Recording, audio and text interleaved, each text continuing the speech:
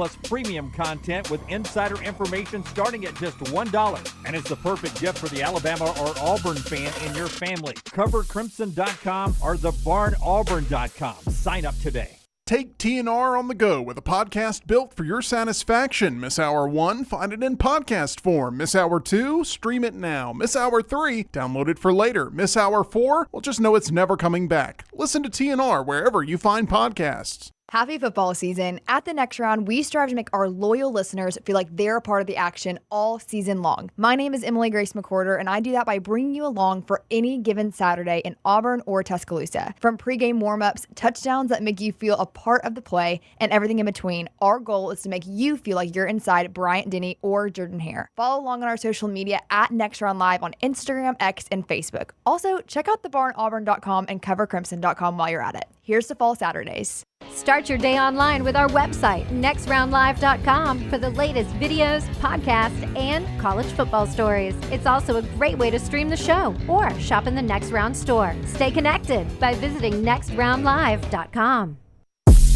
From the creators of The Next Round comes two new sites, CoverCrimson.com and thebarnauburn.com. Two team sites with the same excitement and information-driven content that you get every day on The Next Round. Live daily shows, recorded shows, free of charge, plus premium content with insider information starting at just $1. And it's the perfect gift for the Alabama or Auburn fan in your family. CoverCrimson.com or thebarnauburn.com. Sign up today. Follow Next Round Live on Twitter, Instagram, Facebook, and YouTube. The social media team at Next Round Live is dedicated to giving you daily news conferences and practice video from UAB, Alabama, Auburn, and around college football. Follow and compare to the sites you used to visit. You'll also get the latest highlights and news from the Next Round Daily Show. Turn on the notifications so you don't miss a thing. Next Round Live on Twitter, Instagram, Facebook, and YouTube. See more at nextroundlive.com. You can't wait for college football talk every Monday, so we don't make you wait. Ryan Brown here for The Next Round. You can catch ESPN's Tom Luganbill with Jim Dunaway on Monday Morning Live at 7 a.m. I'm with Brandon Marcello on the Middle 8 at 8 after The Next Round. Hear from Alabama coach Kalen DeBoer and Auburn coach Hugh Freeze. After the coaches talk, Fox Sports analyst Brock Hewer joins Lance Taylor for Unlocked at 1 o'clock. All college football, all day Monday, anywhere you get The Next Round. Hang out with the Next Round on the go. Whether you're driving to work, running errands, sitting on the beach, or you just need a break from the real world, we can keep you company. Check out the Next Round, Mystery Fifth Hour, and our other shows on your favorite podcast app. We'll meet you there. By now, you guys know how I feel about my fashion. However, did you know that I care about your fashion choices? Cargo shorts are out, flip-flops are only appropriate on the boat, and please throw away that stained t-shirt from college. You may be thinking, EG, that's all I own. What do I do? Here's what you do. Go to nextround.store and fill your cart with a wardrobe that is approved by me. Stock up on logo t-shirts, hoodies for football season, and hats for every day of the week. Trust me on this one and head over to nextround.store to get stocked up for this season. Here at the Next Round, we love our guests, especially our 2024 football regulars. Auburn and Alabama fans, we've got your guys. On Mondays at 9:25, we'll be joined by Alabama offensive lineman Tyler Booker, and Tuesdays at 9:25, we chat with Auburn quarterback Payton Thorne. Join us and rep your team.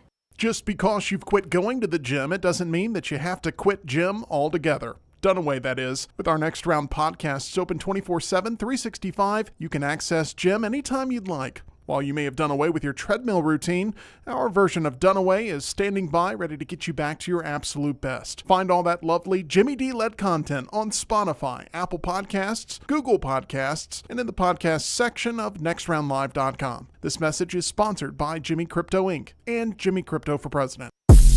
From the creators of The Next Round comes two new sites, CoverCrimson.com and thebarnauburn.com. Two team sites with the same excitement and information-driven content that you get every day on The Next Round. Live daily shows, recorded shows, free of charge, plus premium content with insider information starting at just $1. And it's the perfect gift for the Alabama or Auburn fan in your family. CoverCrimson.com or thebarnauburn.com. Sign up today. Want more of the show? Download the app or visit nextroundlive.com for the latest podcast, The Mystery Fifth Hour, our Not For All Ages podcast, The Last Call, and the entire Double Down Media podcast family, all at nextroundlive.com and on the Next Round app. Jim Dunaway, Lance Taylor, Ryan Brown. Live from the Birmingham Racecourse Casino Studios, the next round, presented by Bud Light, is on now. AAC Basketball Media Days, UAB's pick number 1. SEC Basketball Media Days starts today in Birmingham. We'll get to that a little bit later on, but it's Bama 1, Auburn 2. Basketball season, I think, less than 3 weeks away from starting, and what should be a magical year here.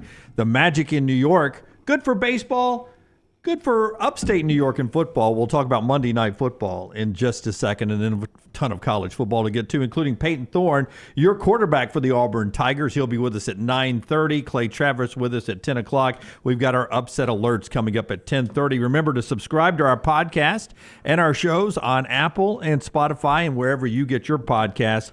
Download, rate, and comment, and enjoy us. It'll load up for you for free every day, and hope you enjoy us when you're riding, when you're walking, when you're running, when you're doing anything. LTD&B. Tyler and Forrester behind the big glass. Taylor, Korn, and EG handling everything social media-wise at Next Round Live. Like and subscribe there as well. Let's go Monday Night Football first because it's the last thing we saw, and then we'll get into the college game.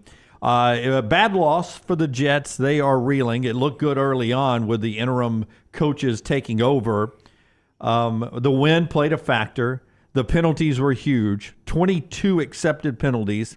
The last time you had that many accepted penalties and that many missed kicks was October 18th, 1987. There was an excuse for that, though, on October 18th, 1987. Those were not real NFL players. They were strike players. That was a ugly game to watch last night. Well, look, Tyler Bass was what you could say was a kicker you could kind of trust in the past. Zuerlein has always had the big leg. You know, he made a 57-yarder the NFC Championship game back in 2018 to propel the Rams to the Super Bowl. But those kicks, I don't even care if the wind's swirling. And you heard, I don't know which broadcast you guys were watching, but Troy Aikman was like, it's in Zuerlein's head. He was talking about the win before the game. Now that he's missed one, every time he's lining up, he's thinking about this. Don't you always worry about it being in a kicker's head? But literally, if you were like, I'm going to give you $100 million, you've got to hit the left upright on this first kick, and then we're going to go back the other side of the field, you got to hit the right upright. He couldn't do it. And he hit both uprights. Yeah. That's how bad it was for the Jets. The Jets, like I thought Todd Downing, I thought the offense looked as in sync as it's been all year. I mean, big nights from Lazard, big nights from Garrett Wilson. Breece Hall had a really, really good night. And Aaron Rodgers threw for a season high. But the problem was once they got to the red zone, they couldn't convert. That's right. And red zones become tougher in the NFL, but that's the difference in that game last night. It did feel like they were letting Aaron Rodgers be Aaron Rodgers a little bit more. He almost looked like he was coaching the offensive side of the ball, which I think is what you have to do in that situation. For the Bills, Browning, it's in your division over there. You don't like the Bills. You don't love the Bills as a Dolphins fan. Never have, Jimmy. My least favorite team in the NFL. I don't know what they end up being this year, but that's a pretty big win. Those division wins count down. That was for first place. I mean, it's been a bad start for the Jets, but it was for first place. Well, it's been a bad start for the AFC East. You got one team with a winning record right now, and that's the Bills. Oh, no, listen, you've got one quarterback that's out hurt. Now, he says he's coming back, but yesterday Mike McDaniel said we're not going to put a date on it. But he is coming back, so Tua's going to play again. All right? That's what your coach says, yes. That's what your coach says. That tells you that's what Tua's people are saying. Right? You've got one quarterback that is a Hall of Fame quarterback, and he's playing to what level right now, would you say? He is playing to maybe get in his local city's Hall of Fame. Like if he was from Alena, Alabama. Yes. We're going to give Aaron Rodgers a key to the city. He's playing like literally like a 15 to 20 quarterback in this league. Right. And you've got one team that has just said, we're going to play our young guy and see what he can do. Right. So, I mean, that's that division right now. And then there's the Bills and Josh Allen.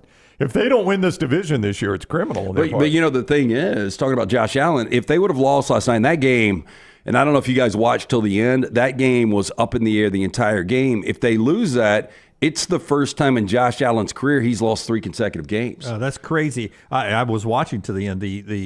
the pass, I think it was going to be a deep completion if the Jets receiver doesn't slip. I'm watching it right now. Yeah, I mean his feet just go completely out from it. And it was a great interception. Yeah, it was. It was a great interception, but Aaron Rodgers and he had read each other's mind perfectly. That was intentionally underthrown like that for that guy to come back and catch it, and then he loses his feet. So I agree with you that Aaron Rodgers is playing like a C level right now, but I think that play was going to work. He was getting so many balls batted at the line last night. That was crazy. Tipped or batted at the line. Well, and any momentum. He's a pretty big guy, right? He's not a short quarterback. No, he's 6'2", 6'3". Yeah, that's normal. Any momentum they ever had got negated because of a penalty. I mean, it really was. That was a hard game to watch. Yeah, it was. When you have 22 total penalties. You don't like Aaron Rodgers. I don't mind him as much. I said this, when he came over to New York, it's like the image changed. Look, I think he's a weird dude. I don't love him, no. But you got to like the fact that he himself, with his facial expressions and then post-game said, listen, that's not roughing the quarterback. I don't know what. Only hit on him. Yeah, that flag that they threw when he just pushed me to the ground and he has to land on top of me. He didn't force me into the turf. That just seems. I like a guy that comes out and says, I know it helped us at that point. It kept a drive alive. I think it actually led to a touchdown. I think that's when Garrett made that unbelievable catch in the back of the end zone. But it was like, dude, that's these guys can only do so much. And if we're falling to the ground, he's going to be on top of me. He didn't drive me into the ground. I sort of admire that. This Jets team until last night had not given up a fourth quarter touchdown. This is still a really good defense, and I think that's what's frustrating for Jets fans is you've got some weapons out there, and you've got Aaron Rodgers, and if Aaron Rodgers plays like he played last night, you should be able to win the majority of your games, and now you're sitting at 2-4, and I just don't think there's a lot of hope for the postseason for this team. And how much longer do you have with Aaron Rodgers? It could be this year. Could be this week. You never know, right? He could shut it down at any second. They've dropped 3 straight. That's the 9th straight season. They've had at least a 3-game losing streak in that season. 9 straight seasons for the Jets. They change uniforms and everything, but the Jets are going to jet. Right? It's just been a bad franchise. They can't get anything right. I mean, even when they were going to AFC Championship games under Rex Ryan, it was some of the yuckiest football you've ever seen. They just found a way. I don't know how they did it, Lance, really. I mean, they played great defense, and they had a really good running back. I mean, it is hard to believe they won 7 games last year with no quarterback play at all. I mean, that's true. As bad as they were at quarterback. That was Robert Saleh's defense. So how many consecutive years? Do you say 7 consecutive years? 9 straight years with at least a 3-game losing streak. Okay, well, that's what I was going to say. So 7 consecutive years, the Bills have not lost 3 in a row. Yeah, so that's pretty ironic that where the Bills have been on the run. The Jets, I know they tried to change their uniforms back to the Sack Exchange uniforms. It was a good uniform. No, that uniform was great. This is their best uniform. Yeah, this uniform is their best. It is. The 69. Yeah, you disagree, Brown? No, I'm good with that one right there. Yeah, I think that green is better than the other green. Oh, yeah. I swear, I think you had said you like the Sack Exchange ones back from the 80s. I do like those, but I think that is their best uniform. Well, the old Joe Namath Day uniform. Yeah, the 69. Well, when they try to slide black into the uniform, and way too many teams do that, black messes up. If you don't have black as one of the bases of your team colors, don't throw it in there. Same with gray. Black and gray. Don't throw it in there if it's not part of your team colors. Yeah, like, Tennessee throwing black in. What's that? Yeah, come on. What's that? Let's get going. Real quick, and this is a quick reaction to last night. Ian Rappaport of the NFL Network reporting the Raiders are completing a trade of star Devontae Adams to the Jets. The New York Jets. Yeah. They knew it was going to come at some point as soon as they got their front office in line. So who's that from, Ian? Ian might not have been the first I saw. Okay. Well, but I think he's the first, Ian Rappaport. Well, you still are going to have to clean up penalties. You still got to find a kicker. Yeah. Maybe even protect Aaron a little bit more, but that's a good thing. I mean, you throw now. Name the receivers. Garrett Wilson's top. You got Lazard. Devontae's good. Lazard, who is he and Aaron Rodgers. That's the thing. He might not be great other places, but he knows exactly what Aaron Rodgers is I thought thinking. Malachi Corley, a rookie out of Western Kentucky, would be better. He has not been involved at all. Tyler Conklin, your tight end, but Breece Hall is great out of the backfield, unbelievable with hands. Yeah. So he is another receiver out there. So you got all the weapons on offense. Defense should be pretty good. Are the Raiders getting anything back? They're getting, according to Ian, it is right now a 4th-round draft pick. If there is a performance-level hit, it becomes a 2nd-round draft pick. Wow. So it could be a 2nd round. Well, you hope it's a second round if it's a Jets fan, but that doesn't seem like a lot for Devontae. No. So Fourth round. And if I'm Devontae, I'd rather go to Buffalo.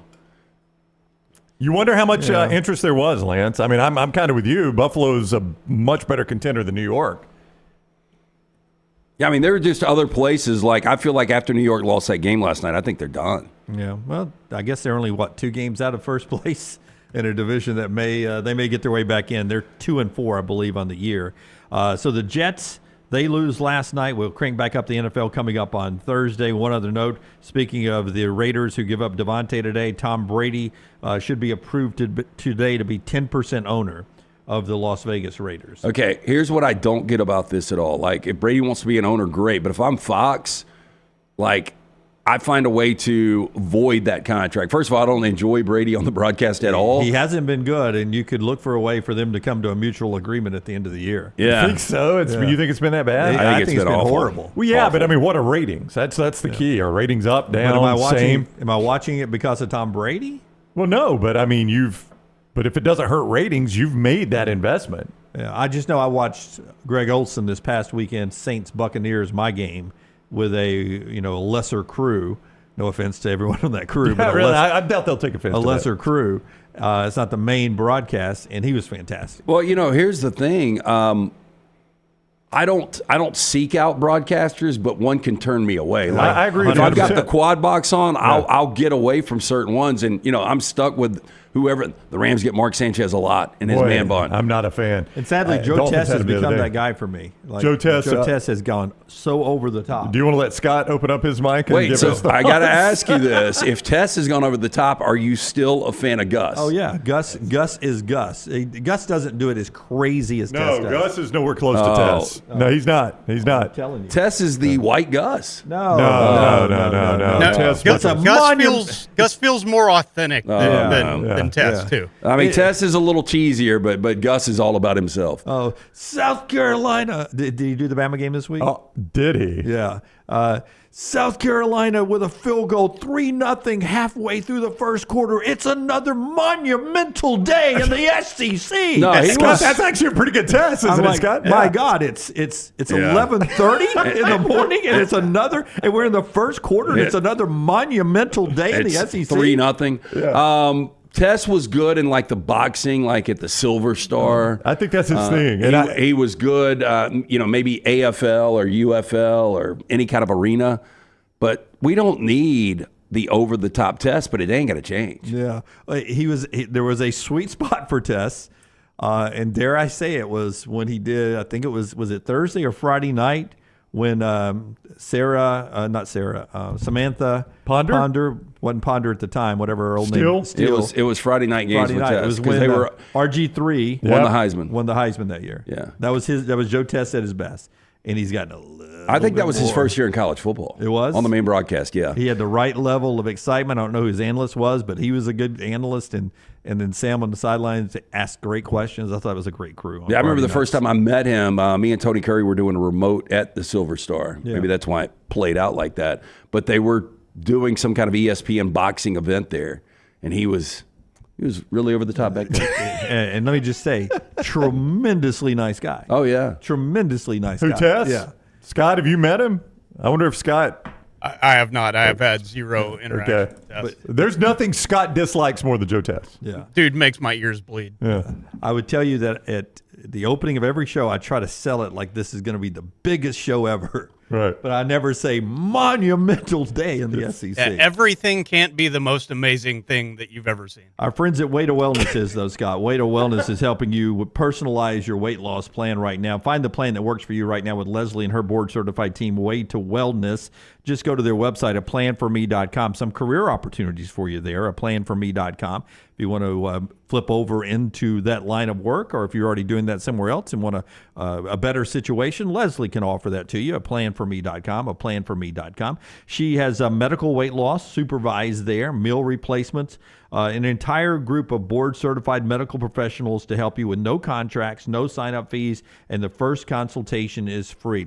Whether you're going to do it through meal training or protein bars and a lot of working out, or all the way up to the very popular injections that help you with your weight loss. They've got everything from that fits your needs, from one to the other and everything in between. Go to the website at planforme.com. No contract, no sign-up fees, and that first consultation is free at planforme.com. Also, our friends at Odie's, cool sweatshirt. Yeah, I got the Odie sweatshirt on today. If you're looking for a great place to sit on the patio, enjoy fall weather, 2 locations for you. Get some of that great chili. Rodney Davis has been serving up incredible food for more than 3 decades now, from the chili, the wing, great burgers, sandwiches, ice-cold beer buckets full of the Bud Light. 2 locations. The original Crestline will be at tomorrow night for Odie's Team Trivia, the newest location in Edgewood. Stop into one of those 2 locations today. Go see Will Haver and that great staff. It is Odie's Tavern. Before we move on from that discussion, Ross in the MyBookie.ag chat room says Beth Mowins is the absolute worst. I don't think Beth's doing college football this year. I don't know if she is. She's doing NFL. It's easy for people to say that because, she's different, and she's not my favorite to watch. She's fantastic at softball. She's not my favorite to watch on football either. She's doing the NFL. I don't think she's doing college, but you always know it's a crap game when you got Beth Mowins doing it. That's the problem. Speaking of the games on the field, Yahoo Sports midseason award, best quarterback in the country right now, in your opinion, is who? In all of college football. Oh, in all of college football. In all of college football, probably would say Cam Ward. Cam Ward for you. Brownie? Yeah, I think I'd go Cam Ward. Yahoo Sports says it is Jalen Milroe of Alabama. 73% completion rate, 23 total touchdowns. Here is his offensive coordinator, Nick Sheridan, EG, asking him about how Jalen Milroe is growing or regressing, progressing or regressing. Here's EG with Nick. Coach, what do you feel like the next progression point is for Jalen that you want to see him meet in these next few weeks? I think each week is a new challenge. I think you're just continuing to grow, continue to learn.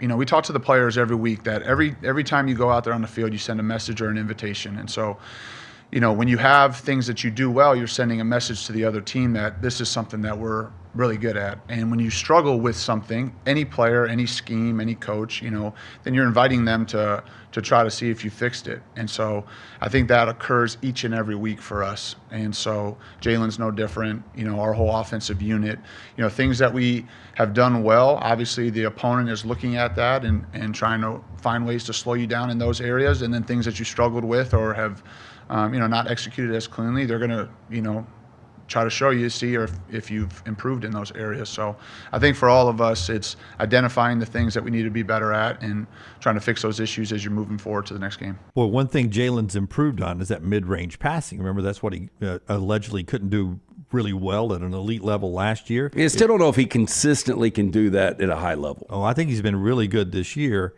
The conversation now has turned is he trying to hold on to the ball for that big play, trying to create too many big plays, not taking the quick check down if something is not there. Next progression for Jalen Milroe. It's easy to say. At one point, we probably didn't think this, but best quarterback in this game at Neyland Stadium this weekend is Jalen Milroe. Yeah, that's easy. Right now. Yeah. Now, maybe it ends up being Nico, but Nico has shown some early he's regressed. Immature flaws. Yeah, he's regressed, and some would say Milroe has regressed, and I don't know that it's an unfair statement. Now, based on where he was, the guy was 5 touchdowns every game. Right. So the last couple of games, because he's turned it over 4 times. Now, Nico's regression is far greater than Jalen Milroe's regression. Excuse me. And the concerning thing with Nico is his regression, Lance, has come as the defenses seemingly have gotten a little bit tougher for him in SEC play. I don't know that you would say the same about Milroe. Maybe you would. Maybe South. I don't know the best defense he's faced yet. I would say it's probably still Georgia. Has to be Georgia. Yeah, and that's where he really shined. He had a tremendous game against Georgia. So his regression hasn't necessarily matched defenses getting tougher, but it has for Nico, and I think that's what worries you a bit if you're a Tennessee fan. And when you make this comparison, that's why it's easy to say Milroe. I've got an interesting stat here that was fed to me by someone, and I'll give it to you after Brownie tells us about our friends at Academy Sports. Make this your Academy Sports stat of the day here. The Academy Sports stat fed to Dunaway today. Presented by Academy Sports and Outdoors. You've got a brand new location of Academy Sports and Outdoors right on Highway 280 in Birmingham. They're still having the grand opening celebration there. Great deals in the store. They're giving away gift cards every day. See the store for more details on that. We were in there Saturday doing the pregame show. It is a beautiful new store. It is the old Best Buy right there on 280 in the Target Shopping Center area out behind Chick-fil-A. That's where you'll find it. Academy Sports and Outdoors. Go by and celebrate their grand opening today and visit any Academy Sports and Outdoors near you. We expect Tennessee to score a few points against Alabama this weekend. Karen sends this to me. This is from Pat 40, but she pointed it out to me. Alabama has given up 25 or more points to its last 3 opponents, 34 to Georgia, 40 to Vandy, 25 to South Carolina. The last time the Crimson Tide defense gave up 25 or more points in 4 straight games was 2007. 1955. Is that Ears Whitworth? Don't give me an Ears Whitworth stat. When they went 0-10 under the unfortunate leadership of J.B. Ears Whitworth. You never want to be lumped in statistically with Ears, says Pat 40. His career record at Bama was 4-24-2. That from Pat 40 today. So Alabama will need to hold the Volunteers under 25 points per game. Football's changed a lot, but it hasn't changed that much since 2023, 2022, 2021. This could be the 4th straight game in a row Bama's given up over 25 points, and I would expect Tennessee to score 25 or more. I don't know if I'd say that. Not the way their offense is Their playing. offense hasn't played great, but you just wonder if this is going to be the game where you get a true shootout. Like I don't like Alabama's defense right now, but I probably like Tennessee's offense less than I like Alabama's defense. Does that make sense? It does. But now they play each other, so it's like Spider-Verse. Well, it is, but I mean, both are playing bad. Yeah. Did I use Spider-Verse correctly there? Yeah. You did. Yeah, it's the Spider-Man's pointing at one another. Yeah. Like I don't have any faith in either unit right now, Tennessee's offense and Alabama's defense. So it's the immovable, it's the opposite of the immovable force and the unstoppable, it's the opposite of that. Right. The immovable object and the unstoppable force. I mean, the team totals right at are probably 28 each. Who's the best unit in the game? Best unit in the game. Alabama offense. I think so too. Yeah, I think so too. Yeah. So I think you've got the best. So buckle up. Well, I think you got the 2 best units are going to face one another, and the 2 worst units are going to face one another for sure. We talked to Payton Thorne about Auburn, Missouri, coming up in our next segment when Payton joins us. Big game in the country. For the second time this year, Georgia's on the road playing a top 5 team. This time it's number 1 Texas. So one thing about Nick Saban, if you remember the days, he would say, oh, this team is the best team we played till this point. And then he would get to another game. This team is by far the best team we played to this point. Did Kirby Smart learn anything, or is he still talking about Alabama being too good? Here's Kirby. Obviously a huge matchup. It's going to be a top 10 2 teams in the country.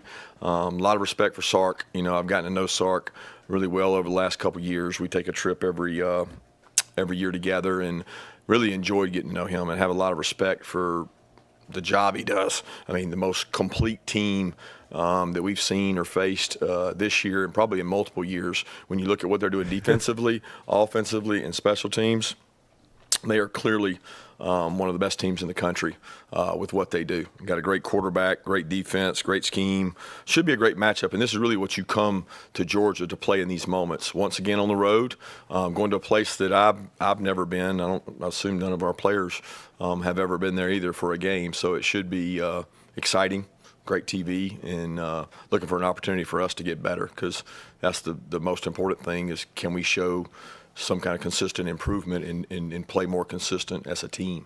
That's our goal. My 2 takeaways from that is, in this day and age, you really don't know if any of your players have ever played there. They move in and out so fast.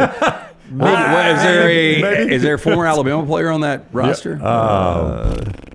Not that I don't think so. No. Yeah. No, but I mean, to Kirby's point, like I don't really remember where I got all my guys from. I've never coached or played there. Maybe some. Yeah. And the other thing is, I guess we forget sometimes how when they do have some downtimes, how sometimes coaches hang out with coaches. Kirby and Sark take a trip together every year.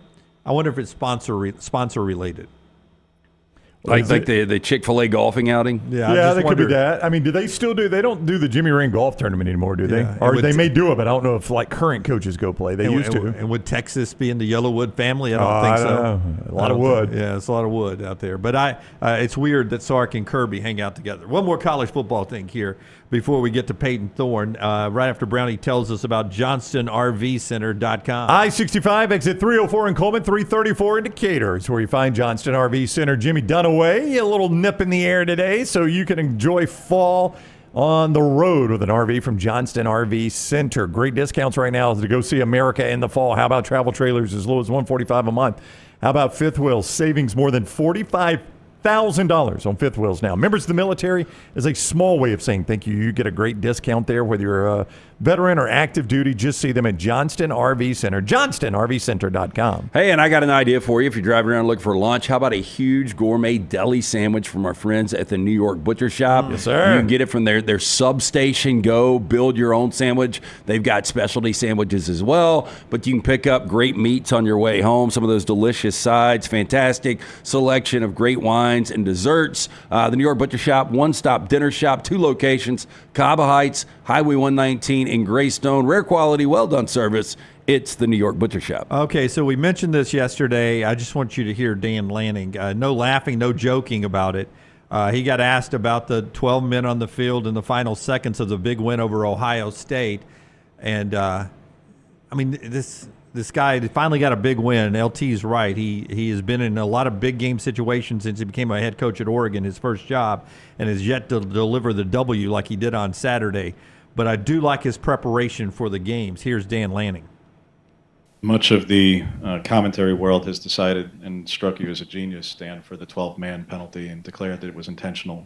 Was it indeed intentional to induce the throw one-on-one against Jabbar in that spot? It wasn't one-on-one. We actually had a safety on top. So there was so it's called dog. It's when you play, but he wasn't in an extremely tight coverage, but he was in dog coverage where he had safety on top of him. And there was a timeout before that. We spent an inordinate amount of time on situations. There's some situations that don't show up very often in college football, but this is one that obviously was something that we have worked on. So you could see the result.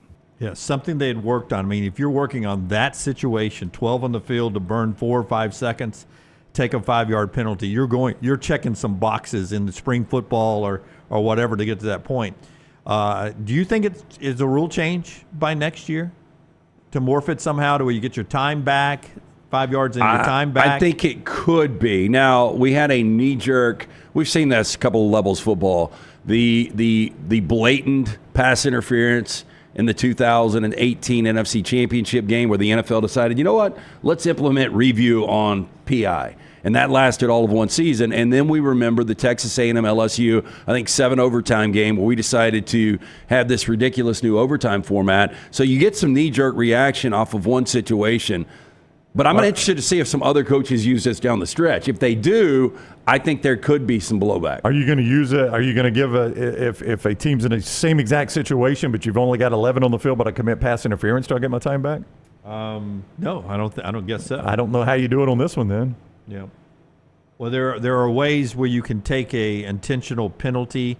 Didn't we address that a few years ago where you could basically keep taking delay a game or something? Remember when somebody kept doing penalties? That's at the discretion of the official. Right. So in other words, you're saying if the offense is taking penalties, they're trying to burn the clock and they're taking penalties, and the clock, that's at the discretion of the official to say, okay, clock starts at the snap now. If I'm not mistaken, unless they've changed that rule, that's at the discretion of the official. Yeah. So I just don't see how you could do it on that one penalty. I mean, now you've opened Pandora's box. So if you've got the ball in the 35 and you've got to score a touchdown with 10 seconds to go, why would I not just commit pass interference? Clock runs, you get 15 more yards. Now you're at the 50. Well, you do that. You do exactly, do that. Yeah. But you don't give people their time back. Yeah. That's what you're saying is you want the time back. No, I'm just asking, Brandon. No, I'm just saying. I'm just saying. I don't know that there's a way you can do that. Payton Thorne, Michael says fake injuries a bigger issue. Problem is hard to tell who's faking or not. That's right. Those LSU fans were booing some really injured Ole Miss players the other night.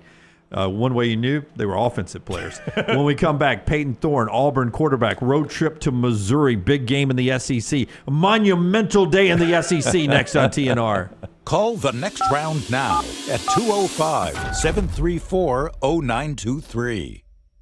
A legendary coach once said, "It's not the will to win that matters. It is the will to prepare to win." Hi, I'm Bobby Humphrey, Vice President of Business Development for Bryant Bank, and I can tell you that our Bryant bankers have the dedication and experience to put together a financial game plan that is right for you. At Bryant Bank, we specialize in community banking and offer personal and business loans, checking and savings account, mobile banking, and treasury management services. Stop by one of our 18 offices across the state of Alabama to find out what unbeatable service and legendary results are all about. Hey, Lance Taylor from the Next Round to tell you about one of our favorite places for breakfast, lunch, and dinner. That is Hamburger Heaven since 1982. Hamburger Heaven has been serving Birmingham's best hamburgers, cheeseburgers, French fries, hand-spun milkshakes, and sandwiches made fresh to order. All of their ingredients are fresh and prepared daily. This includes their beef, always fresh, never frozen, hand-pattied each and every day. For breakfast, lunch, or dinner, visit any of the 4 locations, Highway 280, Irondale, Gardendale, and Homewood.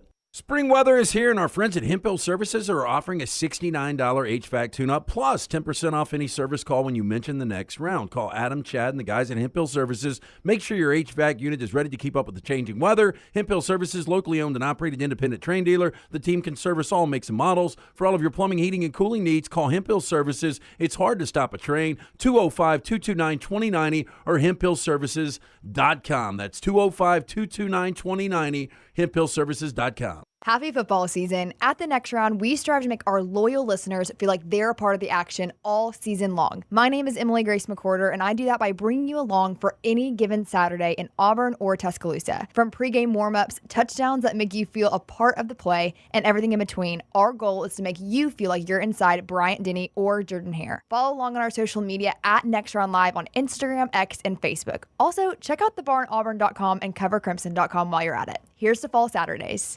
Storm season is here. Make sure you have a plan of action in place right now. Greg from Pell City and Storm Restoration Roofing should be your first call when storms hit. Insurance companies love working with Storm Restoration Roofing because of Greg Nelson's name and reputation in the industry. When storms hit, call Greg Nelson. He's local, 205-542-3531. He's the home of the free no-cost roof inspection. Greg from Pell City on Facebook, 205-542-3531. It's Storm Restoration Roofing.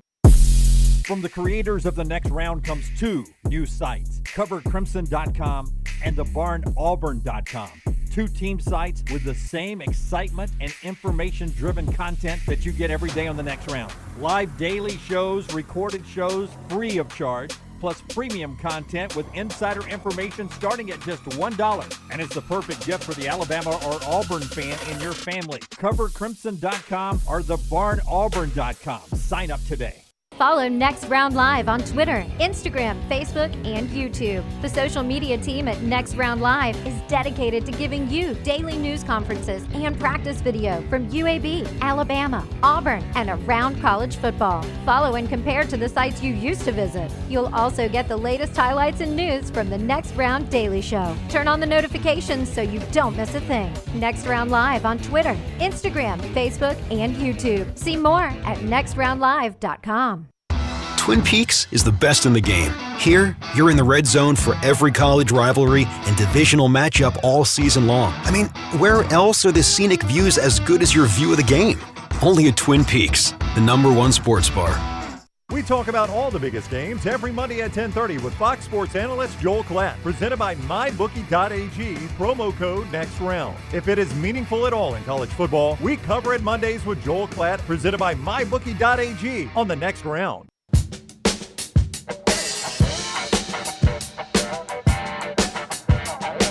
Missouri's the number 19th ranked team in the country, but their 2 Power 5 wins have come by a combined 9 points. Expect a close one in Como this week. Auburn's on the road off a bye. And their quarterback is on the show off a bye. He is Payton Thorne, the Auburn quarterback, on the JohnstonRVCenter.com hotline. Hello, Payton. How are you today? I'm doing good. How are you guys? Doing fantastic. How did you spend I heard Coach Free say yesterday, I think y'all practiced twice, had a little lifting, so a much lighter week during fall break. You also were on fall break from school. So what did you do to get your mind off football a little bit in the bye week? Yeah, obviously we had a couple off days that, like you said, fall break, so no classes for the guys that are in person and all that. So take care of business in terms of homework and everything, get that out of the way, and then just kind of relax a little bit. Obviously, watch film last week, but then also, take a little break, like you guys say, and, watch some TV, watch some football, and maybe watch a little show over the course of a few days, and then get locked back in, ready to go. Okay, what show did you watch? And when you're watching football, are you more focused on Ohio State, Oregon, or Ole Miss, LSU? I watched the little Menendez story that came out. Hey, how jacked up is that thing? That thing was crazy. I just finished it yesterday, so done with that now. But what is your lean? Do you think that they were molested by the parents? Weird question, but it's a weird question. But I mean, you've got people that are on both sides. You got a side that's like, hey, they killed him for the money. They killed him because they were molested. Yeah, I didn't watch the documentary. I watched like the show version of it because I know there's a documentary out on it too. So I would have to go see like the real footage and all that to really have an opinion. But based on the show, after I watched the whole thing, I definitely think that they put that together themselves. So, but throughout the show, you're thinking for sure that their dad's messed up and the mom is messed up too. But there at the end, obviously, for those who haven't seen it, you get a little bit different perspective. But then in terms of football, I was probably watching a little bit more of the LSU Ole Miss game, and that one finished last, I think. So I was like old school. I feel like I was like 11 years old again, flipping back and forth between 4 different games because the Florida Tennessee game was close too. So we were all back and forth trying to watch all of them. So it was good Saturday of football for sure. In the era of the NIL, may I suggest multiple television for you, so you don't have to flip back and forth? Yeah, one of my teammates said that he had the 4-screen going on like YouTube TV or something like that. Yeah. I don't have YouTube TV, so I wasn't able to enjoy that luxury. How good were those Nussmeier passes that they? I mean, those last 2 throws to Kyron Lacey in that LSU win were amazing. Yeah, the one I think to send it to overtime, right? I think it was 4th down. It was 4th and 23. 4th and 23. It wasn't just 4th down. Yeah. Yeah. So that was big time getting 2 OT, and then obviously. Heck of a kick from the Ole Miss guy to even give him a chance in overtime. Freaking bomb. It's 57 yards. And then I think I only took one play for LSU to win it. So, obviously that was a big game for them. Yeah. Let me ask you, when you quarterbacks get together, do y'all have a saying for throws that are deep and just, I've heard the phrase piss rocket before, when you just unleash one and it just zips 27 yards to a receiver or something. Do you guys have a saying, a lingo when you guys are together? There's definitely the different lingo, like you said. I don't use piss missile very much, but I definitely hear that one. Piss rocket on us. I feel like I use like a laser beam. That's what I've used throughout my life. It was an absolute laser. Yeah. There's a lot that you can use. Hey, since so not only did I get I went piss rocket. Piss rocket. It's actually piss missile. Okay, good, got it. Hey, since he brought up NIL, and I'm just wondering this for myself because I remember being a college kid, and if I had $30 in my pocket, I thought I was rich. How different when you guys take a date out? How different is the restaurant of choice? Like back in the day, we'd go to like a damn Chili's, and try to get the 2-for-1 appetizer or something. But now that you guys have actual cash, do you take dates out and do teammates take dates to nice restaurants? Yeah, for sure. Obviously, you got a little bit more money to spend. You can do some different things, but I'm one of the last guys left that was in college without NIL too. So I know what you're saying. I remember my redshirt freshman year in the summer going back up, and I had to start an IOU sheet on our kitchen from golf. I had lost a couple rounds in a row, so I had to make sure I had the guys down when we got our check at the end of the month that I paid those guys back. So I've seen both sides. I for one semester I played NAI baseball. We got $10 a meal. $10 breakfast, $10 lunch, $10 really? dinner. $30 a day? Yeah, $10 That's pretty a meal. good. That's not bad for NAIA too. Yeah, it was the 80s, so $10 would go a long way, but it wasn't great. You can't get anything for $10 now, Payton. You can go get half a sandwich for $10. It feels like these days. Your coach said, Hugh Freeze said, he was at the Auburn quarterback club during the bye week, or excuse me, the Birmingham quarterback club during the bye week, Payton. He said, maybe we'll surprise some teams in the second half. I would imagine mentally for this team, it hasn't gone well in the first half. This was a needed break for the entire team. Do you feel like maybe you can hit a reset button and be a little bit of a different team in the second half? Yeah, for sure. Obviously a bunch of people have been talking these last few weeks about how we're right there and we're close and everything. And, you don't want to keep talking about that. It's not good if you keep talking about it. It's kind of like potential. Potential is something that's good to have, but you don't want it for long. You don't always want to have potential. So for us, it is a little bit of a reset, obviously, with the bye week. Get ready to go in the second half of the season. But I'll just keep preaching what I've been saying for weeks now. You keep watching all these games, especially in this conference, and it's anybody can win any week. It keeps showing up that all these games are close. They're going down to the wire, and it feels like you're watching an NFL style game because they're almost all games in the fourth quarter. So it's really about who plays better on that Saturday. And so for me, I'm just focused on, being good in the process throughout the week, obviously get prepared, ready to play. And then when Saturday comes, obviously be ready to go and be juiced up and just go play the best that I can play and my teammates play the best that they can play. And let's see what the scoreboard says at the end. And I don't think there's a single game on our schedule that we can't win the rest of the season. I don't think there's a single game on our schedule that we can't lose, So I think that most teams can say that. And so, it's gonna depend on how we play each and every Saturday, how we prepare throughout the week. And, it really is a one game at a time type deal. I'm sure the goal before the season was to get to a college football playoff, but do you recalibrate the goals now in season and you look at this and there's, 6 games remaining and they're really difficult games, but is it, hey, if we can get 4 of these 6, a bowl game is significant for us? Is that kind of the goal now? Yeah, I'm sure for the direction of the program that is good for sure, obviously. For me and the older guys, I'm not going to be here next year, so I do care about the program for sure, and you want to leave it better than you found it, no doubt. But for the guys that this is all they got, it's really, like I said, it's a week to week thing. Like you're trying to put your best foot forward each and every week and try to eliminate any regret from down the road. And like you say, sitting at 2-4, we went out and go 8-4, you're probably not in the playoffs still. And so your goals do have to change. You can't sit there and be unrealistic. And so it's a week to week thing. And, if we get hot here and we play really good football and get the job done throughout these games in the fourth quarter, you can leave on a good note. And for the guys that are coming back, that leads well into, the bowl season and then obviously next year as well. You were wearing a Chicago Bulls pullover there, hoodie, and you were born in 2001. Boy, you just missed it. I don't know if that's just a hoodie or you're a big Bulls fan, but boy, those mid-'90s, late-'90s Bulls were amazing to watch. Yeah, I'm a big Bulls fan. I got to grow up watching Derrick Rose. Obviously, that's not any Michael Jordan or 90s Bulls, but my dad was spoiled. He grew up in the Chicago area, too, so he got to watch the Bulls. He got to watch the 85 Bears. I'm sitting here. I got to catch the Cubs, so that was good, win the World Series. But, yeah, Derrick Rose is my guy. I love Derrick Rose, and, I love the Bulls. You more White Sox or Cubs? Definitely the Cubs. We have a White Sox fan here on staff, Scott Forrester. Now, he's not from Chicago. He owns it. He owns how bad they were. To be a White Sox fan. Yeah, it is. It is.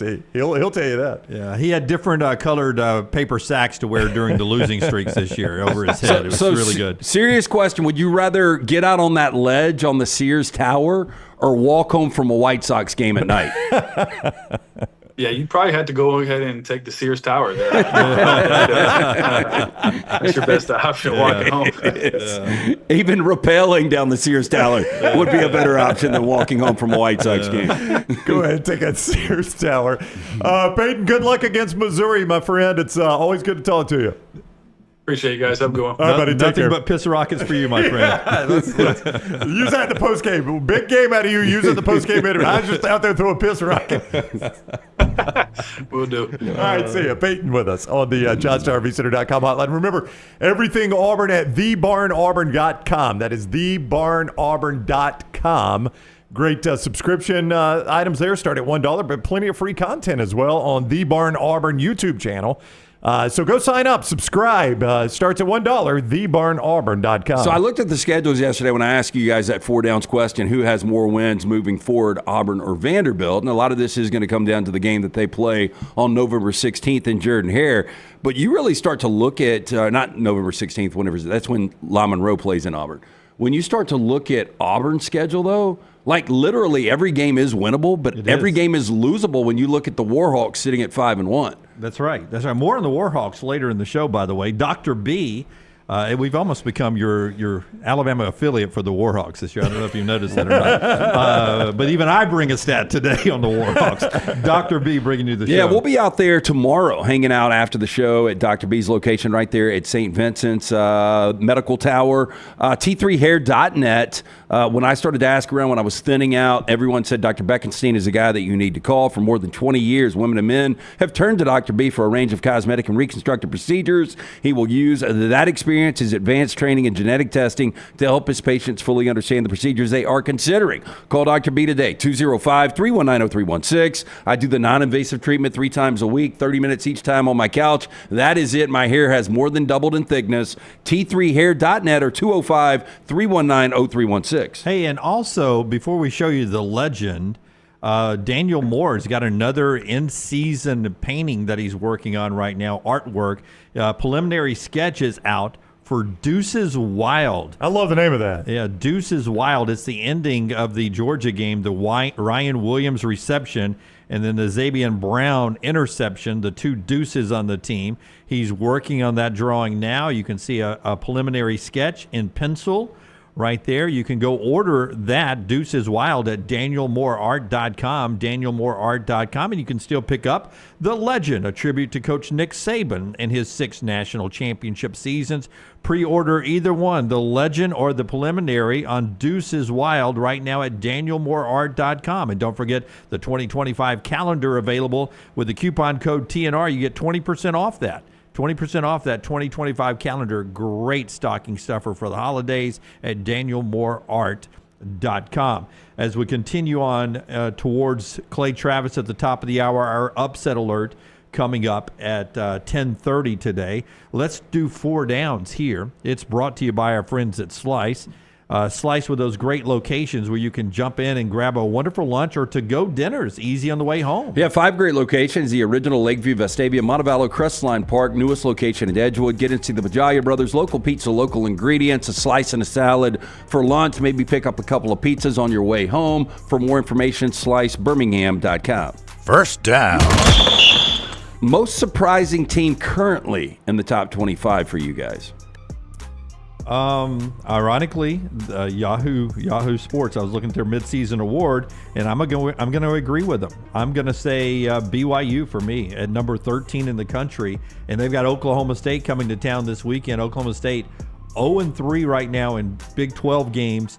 Mike Gundy can't even make it to his news conference yesterday. You know why? He got gored by a bull, didn't he, or something like that? He headbutted with a calf. Okay, close. That was close. With his cattle ranch on an off day, so he was concussed from a calf headbutt.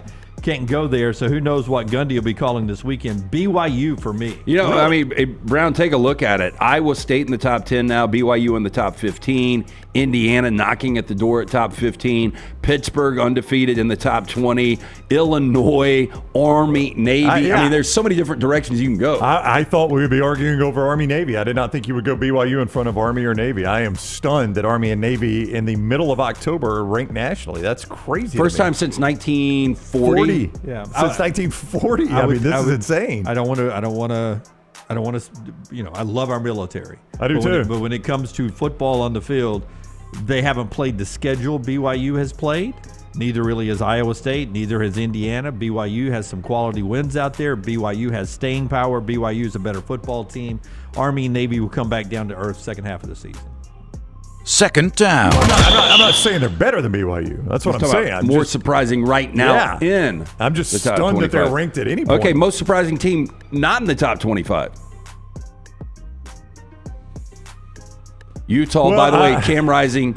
I think we've seen the last of Cam Rising playing football ever. Yeah, no, it actually announced yesterday. It is done for the season. I'm a little eligible for an 8th year.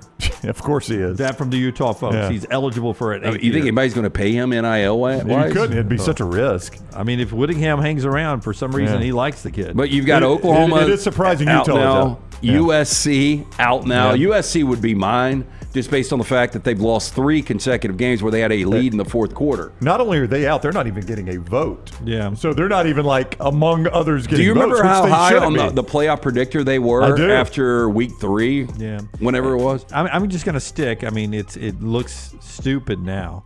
but it's still Florida State for me because of what they did in the offseason, bringing in people out of the portal. You never thought Florida State would be all the way out of the top 25. So if you told me in the offseason USC would be unranked and not getting votes by October 15th, that's a problem. If you told me after the LSU game, right, I would be even more stunned. They beat LSU I and they're still could not unranked. believe that Klatt, and look, and I understand these games have been extremely tight, but Lincoln Riley gets paid money to win extremely tight games against the likes of Minnesota or against a one-dimensional offense to Michigan or at home when you've got a 14-point lead on Penn State.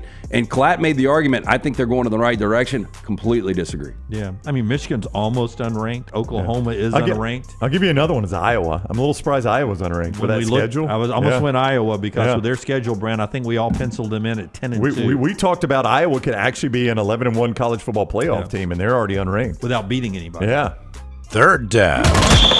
Better chance of being ranked at the end of the season, Arkansas or Vanderbilt? Better at the end of the season being ranked, Arkansas or Vanderbilt. Both got difficult schedules. They do. I think it would take 7 and 5 to get them there. I think Arkansas. I need to know about Taylor Green. I mean, this week Arkansas can beat LSU if they've got Taylor Green. That's a night game in Fayetteville. I think they win that game. That's an energized fan base. But do you know if Taylor Green is playing or not? Do you like him with the backup? Not necessarily. No. Yeah. If I knew Taylor Green was playing, I think I would go ahead and pick Arkansas to win that game. Which gets them to 5 at that point, right? Yeah. I don't think either, but I would go Arkansas probably. Yes. Even though Vandy's the closest right now, just one spot out of the top 25. Fourth down. And finally, better chance of not being ranked at the end of the season, Ole Miss or Missouri. 2 joke schedules coming into the season. Now they're 18 and 19th in the polls, and 3 combined losses between the two. I would say Missouri. I believe Missouri. Okay, what would could take for Ole lose Miss this weekend, next week? 7 and 5 with that schedule, you're probably out, right? So they need 3 more losses. Yeah. Can they lose to Oklahoma? They can. At Arkansas? Yes, They can. absolutely. Georgia? Yep. They can. At Florida? Yep. I mean, they can. All those. Yeah, Florida. Missouri. Missouri's Auburn, Alabama next 2. Oh yeah, no. Missouri's is a little more difficult. Yeah. I think Missouri might get a little more leeway on the 7 and 5 possibly. Missouri still has Auburn, at Bama, Oklahoma, at South Carolina, at Mississippi State, and Arkansas. Yeah. So about the same. Both of them could have 4 more losses. Missouri for me. I mean, just looking at the rankings right now, they're closer to being out than Ole Miss is by 1 spot, 18 and 19. That's 4 Downs, brought to you by our friends at Slice. Yeah, stop and see the Bajai brothers, created by the late Jeff Bajai. His legacy continues to be celebrated by his brothers Jason and Chris. 5 locations, lunch or dinner. For more information, slicebirmingham.com. MyBookie.ag chat room.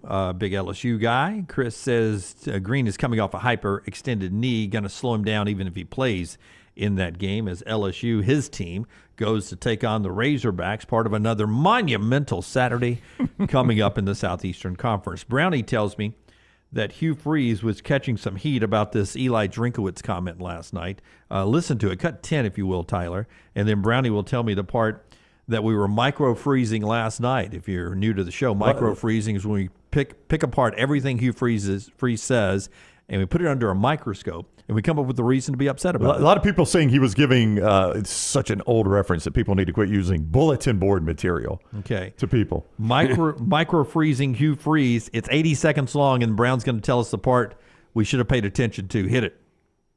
The better talent you have, the better coach you are for sure, and to me, some of the better coaching jobs are done with those rosters in recruiting. And I think you look at people like Eli and Stoops and heck Clark Lee now too, that I think are doing incredible jobs at their respective programs with the kids that they've had, and they've had some time to develop their culture and get their players in. But Eli's I think he does one of the better jobs in the country in all aspects in managing the new world that we're facing, and he's obviously one of my closest friends in the business, and It used to be Gus when he was in the conference, and now it's kind of, Eli and Kirby are who I probably talk to the most. Eli for sure.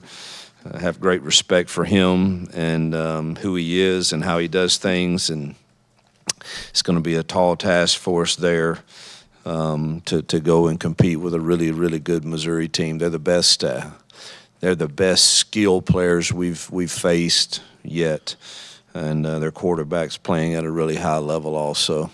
The micro-freezing here was that basically Hugh Freeze said, our next three opponents have crap rosters. Yeah. And their coaches overcome their crap rosters because they're good coaches. He was attempting to give a compliment to Eli Drinkwitz, Mark Stoops, and Clark Lee. And what he said, by the way, was not untrue. That you look at recruiting rankings, where you normally find Missouri, Kentucky, and Vanderbilt. Way down. 20s and 30s. That's right. And what he's saying is those guys, for whatever reason, whether it's resources or program history or players around them or NIL, they're recruiting normally in the 30s and 40s, but hey, they get more than that out of their team. It's a compliment to those coaches. What a lot of the national media and regional media took away from that was Hugh Freeze is basically saying his next three opponents have a crap roster. That's going to be bulletin board material in those locker rooms. Yeah, well, I think it's a bit of an overreaction. And then they're saying, go look at Auburn's roster coming in. Not quite up to Hugh, by Hugh's standards, not quite up to what he expects down at Auburn. Luther Burden, by the way, the all-everything wide receiver, is expected to play now against Auburn. There was some question whether or not he'd be available last night. Missouri says he is all good to go against Auburn this weekend as the Tigers meet the Tigers in Columbia, Missouri in that matchup with one team in the top 25 and Auburn trying to get out of the break in a winning way. Inverness is where we're going to be later tonight at the Inverness Country Club. We are going to be out there. We've got live show we're going to be doing 4 to 5, hopefully out on that patio at the Inverness Country Club. Come join us. And we've got a book launch party from our friend Lauren Sisler. No. Oh, okay. Shatterproof is the book, and that is going to be tonight between 4 and 7. Again, we're live 4 to 5, then a live Q&A with Lauren Sisler. Come join us. They've got memberships that fit absolutely everyone at Inverness Country Club. Great place to network. Maybe you've relocated to retired. The best days happen at Inverness. Again, a ton of different memberships. Call or just go to the website right now for more information, iccalabama.com. But we'll be out there tonight, 4 to 7, the Inverness Country Club. How you feel about your master bathroom, your kitchen, the closets there in your master bedroom? You spend a lot of time in those rooms at your house. Are they as functional as you want them to be? Are they as big as you want them to be? Are they as updated as you would like for them to be? If the answer is no, and for many of you, I know it is, my man Brad Bell, A-Plus Tile Home Remodeling, can help you. He did it for me. When it came to time to redo the master bath in the Brown house, my wife scoured the internet looking for the right person for the job. She talked to certain contractors. She talked to people that had used certain contractors. She selected Brad Bell. A-Plus Tile Home Remodeling, that's Brad's company and who we used. Lance used him as well on his bathroom and his kitchen. He specializes in master bath, kitchen, and master bedroom closets. You can make the call, 205-422-1758. That is Brad Bell, 205-422-1758. Brad Bell, A-Plus Tile Home Remodeling. Clay Travis is next. Follow The Next Round on Twitter, Instagram, and Facebook at Next Round Live. Hey, let me tell you about our friends at Urology Centers of Alabama. Compassionate and comprehensive urological care with 35 physicians, 17 locations across Alabama. Their patient-centered approach to all of your urological needs. Remember, they've got that new men's health center. It is beautiful, helping men with a wide range of sensitive male issues in a comfortable environment. You can always go online, visit urologycentersalabama.com, schedule an appointment with one of their many urologists today. Hey, there's nothing worse than waking up to a plumbing problem. Don't get caught in a flooded house. Call the guys at Hemphill Services. Adam, Chad, and the team at Hemphill are the only ones I trust to fix it and fix it right the first time. Hemphill Services does it right and always at a fair price. For all of your plumbing, cooling, and heating needs, trust the name that Birmingham has trusted since 1954. That is Hemphill Services. Call now, 205-229-2090. That's 205-229-2090. Stop by the New York Butcher Shop and pick up the finest in certified Angus prime beef steaks and burgers, premium pork chops, ribs, and all-natural chicken cut to order just for you. Their chef-prepared entrees and side dishes are the perfect dinner-to-go choice for your family and are ready to heat at home. With a great selection of fine wines and desserts, the New York Butcher Shop is your one-stop dinner shop. 2 locations to serve you, Cahaba Heights and on Highway 119 in Greystone. The New York Butcher Shop. Rare quality, well-done service. Let's face it, a home is one of the most powerful assets you can have, and our friends at Mortgage Right want to help you build wealth through home ownership. Mortgage Right is all about providing competitive rates, a variety of loan products, and a multitude of resources for a seamless home buying experience. They treat their borrowers like family and are always looking to bring more happy homeowners under their roof. See more by visiting mortgageright.com/TNR today and start living. That's mortgageright.com/TNR. NMLS 2239 Equal Housing Lender. By now, you guys know how I feel about my fashion. However, did you know that I care about your fashion choices? Cargo shorts are out, flip-flops are only appropriate on the boat, and please throw away that stained t-shirt from college. You may be thinking, EG, that's all I own. What do I do? Here's what you do. Go to nextround.store and fill your cart with a wardrobe that is approved by me. Stock up on logo t-shirts, hoodies for football season, and hats for every day of the week. Trust me on this one and head over to nextround.store to get stocked up for this season. You could win a Cadillac CT5 or your share of $25,000 in free play and cash at Birmingham Racecourse Casino. The more you visit, the more chances you have to win. Play the latest, most exciting games around with fun bonuses and big jackpots. You can be a winner too. Come win your share during the Cadillac CT5 and $25,000 giveaway at Birmingham Racecourse Casino. Drawings April 5th and 6th. Located off I-459, exit 31, Derby Parkway. Must be 21 or older, must be present to win. Just because you've quit going to the gym, it doesn't mean that you have to quit gym altogether. Dunaway, that is. With our Next Round podcasts open 24/7, 365, you can access gym anytime you'd like. While you may have done away with your treadmill routine, our version of Dunaway is standing by ready to get you back to your absolute best. Find all that lovely Jimmy D-led content on Spotify, Apple Podcasts, Google Podcasts, and in the podcast section of nextroundlive.com. This message is sponsored by Jimmy Crypto Inc. and Jimmy Crypto for President. Hey, this is Matt Roth, the franchisee of Walk On Sports Bistro in Birmingham. With the kickoff of football season, come visit us at one of our 3 locations, Stadium Trace, Greystone, or Trussville. Come enjoy our scratch kitchen menu while watching one of our 80 TVs. Whether you're looking for a pre- or post-game celebration, game day, or date night, we've got you covered. It's all about the win at Walk On Sports Bistro. Walk On, where everybody needs a little playing time. Jim Dunaway, Lance Taylor, Ryan Brown. Live from the Birmingham Racecourse Casino Studios, the next round, presented by Bud Light, is on now. Clay Travis coming up in just a second. A little college football note for you, by the way. Notre Dame has lost their first-round draft pick, defensive back, Benjamin Morrison. He's done for the season. It's a hip injury. So if you're scoring at home, as Notre Dame goes to play Georgia Tech at Mercedes-Benz Stadium, they have now lost their 2 starting offensive linemen, 1 starting defensive lineman, their top edge rusher who led the team in sacks, and now their first-round draft pick DB as they go on the road to play Georgia Tech. We'll do our upset alert coming up at the bottom of the hour.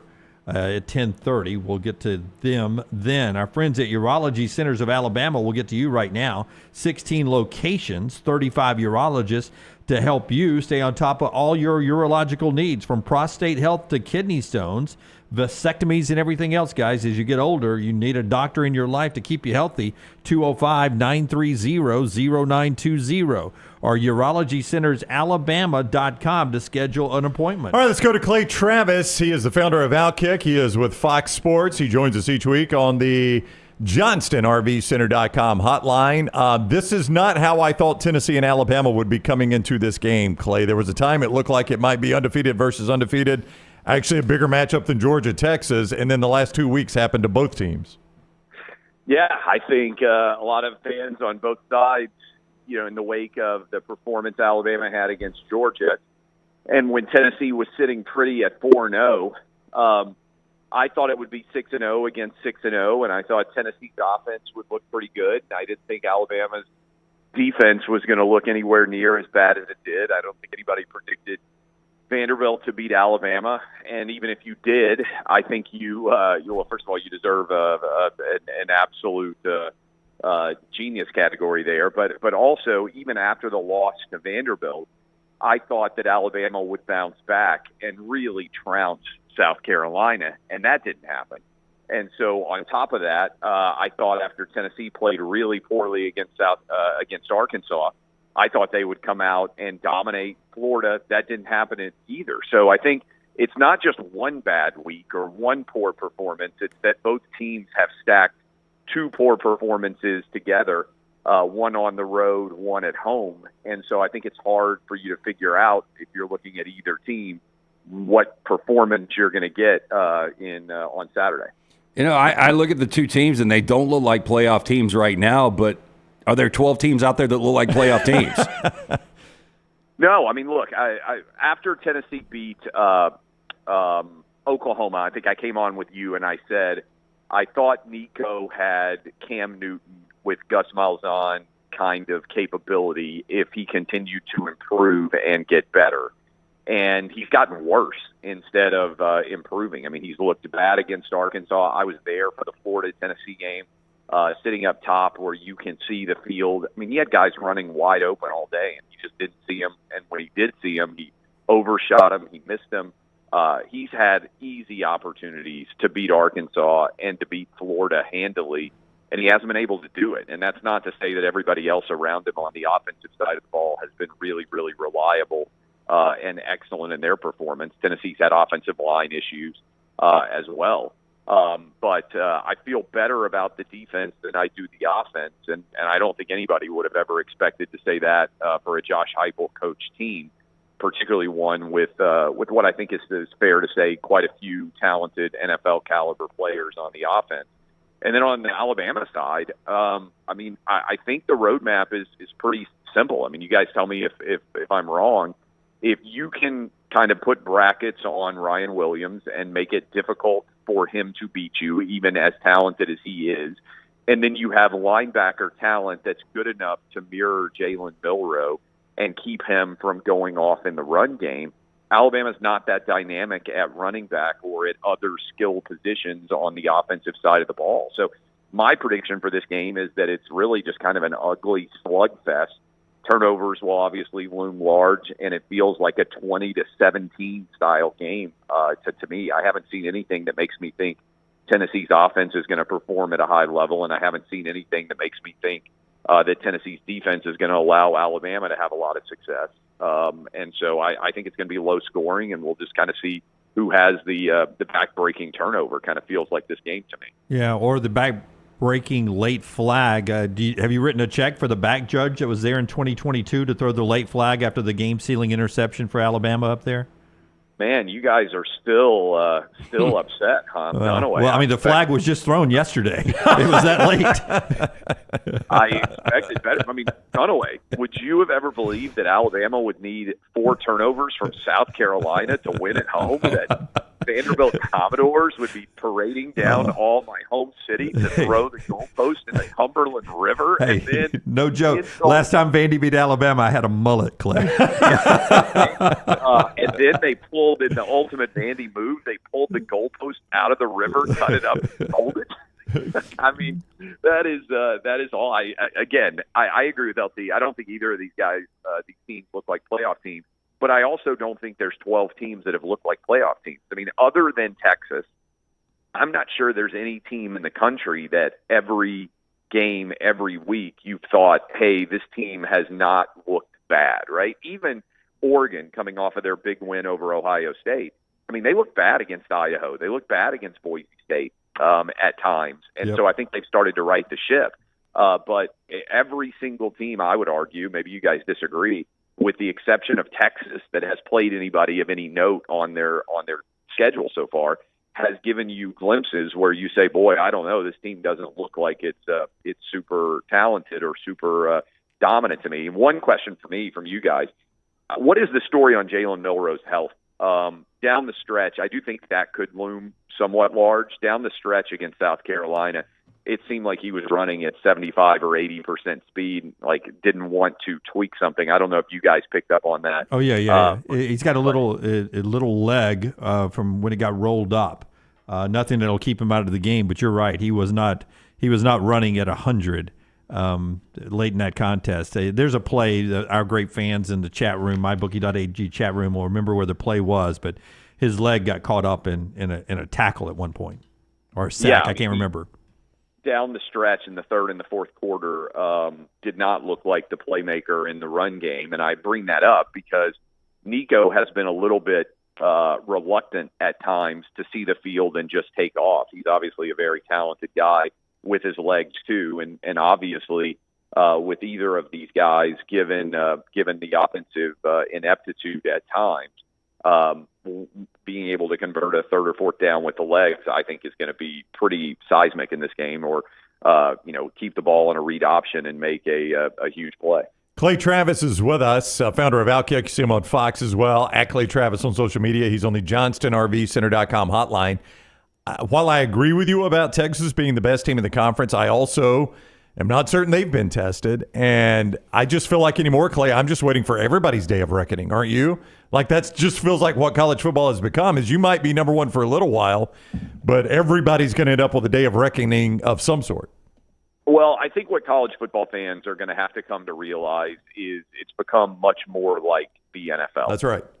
By which I mean, it's a cliche for a reason, but on any given Sunday, anything can happen. And I think the NIL and the transfer portal and everything else has just jumbled up the overall talent pool, and maybe not even changed the overall talent on some teams, but the experience levels. Instead of sitting and saying, hey, I'm going to get really good as a backup for 2 years, and then I'm going to slot in at a power program as a junior, and I'll be ready to get drafted that year or the next year. Nobody waits. And the dollars are being distributed in a way where you can go out. I mean, I think Vanderbilt had 22 transfers that they brought in, including obviously Diego Pavia, who's been one of the most fun players to watch in college football this year. But I think that has fundamentally altered things. And I think on the other side, and I don't know how much you guys have talked about it, Army-Navy, both being 6-0 for the first time since 1960, it's very hard to transfer in or out of the military academies. And so how much of that is a function of stability that maybe they uniquely have a competitive advantage in creating that other schools do not?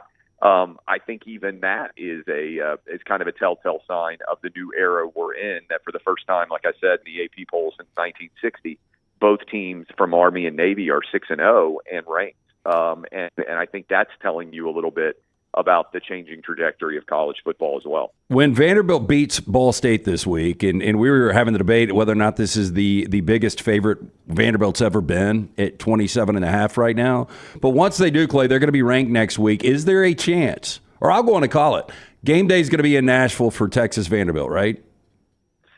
It's very funny. I mean, I think it might matter, honestly, whether Texas wins or not, because I haven't looked at the other matchups on 10-26. Yeah, I'll give you Missouri at Bama, LSU at A&M, Nebraska. LSU A&M, assuming LSU beats Arkansas. I think there's a couple of different moving parts out there. Depending on who wins. I mean, if Alabama wins and Mizzou has got one loss, that's a pretty good game. But they've already been to Alabama, and they've already been to College Station, I think. But yeah, look, if Texas wins and Texas is number one, undisputed, and Vanderbilt is 5-2, I think that's a storyline that's hard not to jump on. Yeah, the only other national top 25 game that weekend was Notre Dame Navy, believe it or not. And that's a CBS game. So Illinois, Oregon. Yeah, that's where is Notre Dame Navy? Notre Dame Navy's at MetLife. It's in New York. Yeah. Which could give that backdrop if they wanted to do that with Veterans Day coming up very soon. Yep. I mean, that would be good. But shutting off Broadway like they did the NFL draft and having game day there would be an iconic television picture.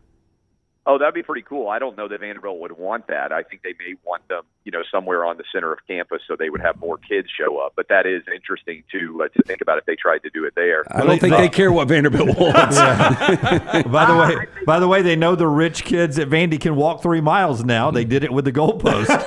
Yeah, but you know what's funny? I mean, you say that, but Vanderbilt, when they play at Bridgestone Arena, which you guys have spent time in, where they play the SEC championship game, a lot of kids don't want to make the trip to downtown from Vanderbilt's campus, even though it's 3 miles away. They draw way better at Memorial Gym.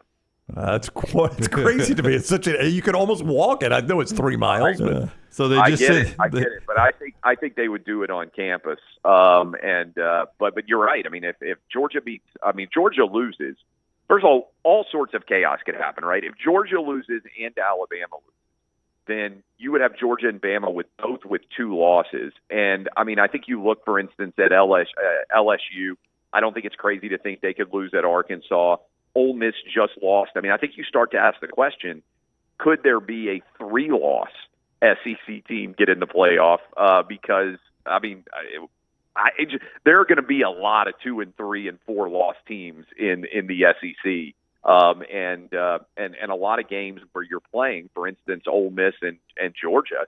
I mean, Ole Miss basically has no margin for error now, right? A lot of teams have played themselves into the no margin for error category. I believe, Clay, and I would love your thought. I believe there is a unwritten SEC Big Ten minimum number of teams in the playoffs despite record. Do you believe that to be true? No, I don't think it would be unwritten, but I do think that you're going to see a lot of chaos. Look, the ACC basically has 2 teams that can make the playoff, right? Miami and Miami and Clemson, right? Yep. And we've already seen it feels like the ACC protecting Miami somewhat with the way that game ended against Virginia Tech. The way the game ended against Cal was certainly very favorable to them with the late ruling. So it feels like Miami and Clemson are going to be in that mix. And in an ideal world, the ACC would get 11-1 Miami, 12-0 Miami against 11-1 Clemson, right? And the Big Ten actually seems like it's in good shape because Penn State feels like it's almost a definite end. Oregon feels like it's almost a definite end. Ohio State, I mean, let's be honest, would really have to collapse against a substantially inferior team, even if they lost on November 2nd at Penn State. They're probably going to be able to get to 10-2 without too much difficulty. I don't think Michigan in the shoe is going to be anywhere near the challenge it has been in the past. Indiana, I'm not buying into. Nebraska, those would be big upsets if one of those teams knocked Ohio State off the pedestal. So I feel like the Big Ten's got 3 really good, strong candidates. I still feel like the SEC, other than Texas, is kind of up for grabs, and we'll see what happens with all those games. Georgia on the road, Bama on the road, and LSU all on the road. I just think there will be a battle for strength of schedule by the committee. You'll hear a lot of talk about schedule at that point, who's played what. Like, this is Georgia's second top 5 road game in this season. Yeah, but they're going to have to win one, right? So if Georgia loses, now the win over Clemson obviously could be very impactful, but if Georgia loses to Texas and then loses to Ole Miss, maybe they come back and beat Tennessee, but is beating Tennessee and Clemson at 9-3 enough to get Georgia in? I don't know. It depends on how a lot of these other conferences and other schedules play out. But that's what I'm asking. Like, my general consensus coming into the year was 10-2 in the Big Ten or the SEC is very likely to get you in. But what if there's not very many teams with 10-2 or better records in the SEC? That's kind of where we are with only one undefeated team. And I guess it's 6 teams with 1 loss right now. But a lot of those teams lined up to play each other in the very near future. Clay, before the season, I said it was going to be a disaster, 3 or 4 wins for Colorado. They're sitting at 4-2 right now. They could have easily beaten Kansas State on Saturday if Jimmy Horn Jr. and Travis Hunter don't go down. Now, they still have possibly 4, maybe 5 losses coming up because the Big 12 is that wide open right now. But are we maybe wrong on Deion? Well, I think the problem is what happens not this year, but what happens after. You have Shedeur leaving, you have Travis leaving. That team has not been built in a way where he has a lot of 4- and 5-star talent. It's basically been a transfer portal program. And it felt to me like they were trying to build to win now. So I'm less concerned. Let's say they get to 5-7 or 6-6 this year, which I don't think it's crazy, right? If you look at that schedule, they could still get on a losing streak like they did last year and also kind of lose out the rest of the way. But what is happening next year? That's always been my concern. It wasn't that Colorado was going to be a disaster this year, because I do think Shedeur Sanders is a pretty good quarterback. And if you have a solid quarterback, it's unlikely that the wheels are completely going to come off any team. But the question for me is, what happens next year? Has he built a sustainable program in year 3 where they would be better than they were in year 1 and 2? I'm not sure that the answer is yes. What is the bet on this game between you and Clay? Remind me. Well, I can't remember. It's a stake. It's a stake, and I think Clay said Alabama would be, or Tennessee would definitely be favored in this game, which they are not. So how are y'all playing this? He did say that. I think it's straight up. Yeah, straight up. Straight up. Okay. So Dunaway, this is funny. Dunaway's got one side with you and one side with me. Yeah, try to pay for that steak if I lose. Wait, hold on. Dunaway has gone on Tennessee on the other side? Yeah. Do you want a white mine to make? How can you hedge against yourself on the same program? Have you met Dunaway? Do you want to wipe it just where you've got one universal bet with Clay? Clay, you know that what's it called when you have multiple personalities? I mean, different voices in your head. Schizophrenic. After a bad loss to South Carolina. Yeah, here's the clip. Somebody's playing the clip. I think it's Forrester's got the clip. Play the clip, Forrester. Was it Forrester who was playing the clip? No, I don't know. Okay, I thought somebody had the clip there. I've got many voices and many personalities in my head. So, good Jim made the bet with you, Clay. Angry Jim made a bet with LT on Saturday morning. Passive aggressive Jim, I'm sure, has a bet that the game ends in a tie and goes to overtime. It's all different Jims. Yeah. So wait, hold on. When was the bet made with LT though? What was Saturday. It was Saturday morning. Even coming off the Vandy loss, even before the South Carolina game. After Tennessee lost to Arkansas? Yeah. Why had you so wound up that morning? I forget. He was just in a bad mood. No, I mean I got wound up because of the Alabama defense. Man, You hadn't even seen them yet. The game had not even been played. This was in the pregame show. The Saturday. Vandy game. So you were still wound up Yeah. about the Vandy game. Okay, and I've been getting fed insider information all week, Clay. So officially, which bet do you want, or do you want both? I'm going with both. Okay. All right. So you lose either way and you win either way. Either LT's eating well or I'm eating well. Yeah. You're buying a steak no matter what. I mean, that is vintage Dunaway right there. It's going to end up where Clay's steak will taste a lot better coming from Clay. Since I'm probably going to lose the election, Clay steak will. It's a rough ball for you already. You're starting to feel bad for yourself. Clay steak's going to taste better, and with the election changing, my $100 from Lance is going to spend more. The mybookie.ag talk over a great line. Go ahead. Hold on. By the way, can you imagine how cocky I'm going to be if Tennessee beats Alabama and Trump beats Kamala? I can't imagine you being cocky. I feel a little better about one than the other. Hey, so the mybookie.ag chat room remembers you saying Tennessee would win this by 14, Clay. Oh, I don't remember the bet being that. No. They were just saying that's what you were saying that led to that. I mean, would you guys be shocked if either team won by 14? I would not at all. No. Nope. No, I mean, I just don't have a lot of faith in either team. Again, it's not even the poor performance by Alabama against Vanderbilt and Tennessee against Arkansas. If people screw up, teams play poorly. But if you're a really good team, after watching yourself play poorly, you usually come out the next week, especially with both teams coming back home after being on the road, and you whip the crap out of the team in front of you. I really thought that Alabama would go out and beat South Carolina like 42-3. And, I was nervous about the Tennessee-Florida game just because of the history of Tennessee always choking against mediocre Florida teams, even when they're pretty decent. But I thought Tennessee would win by double digits and be in a pretty comfortable spot.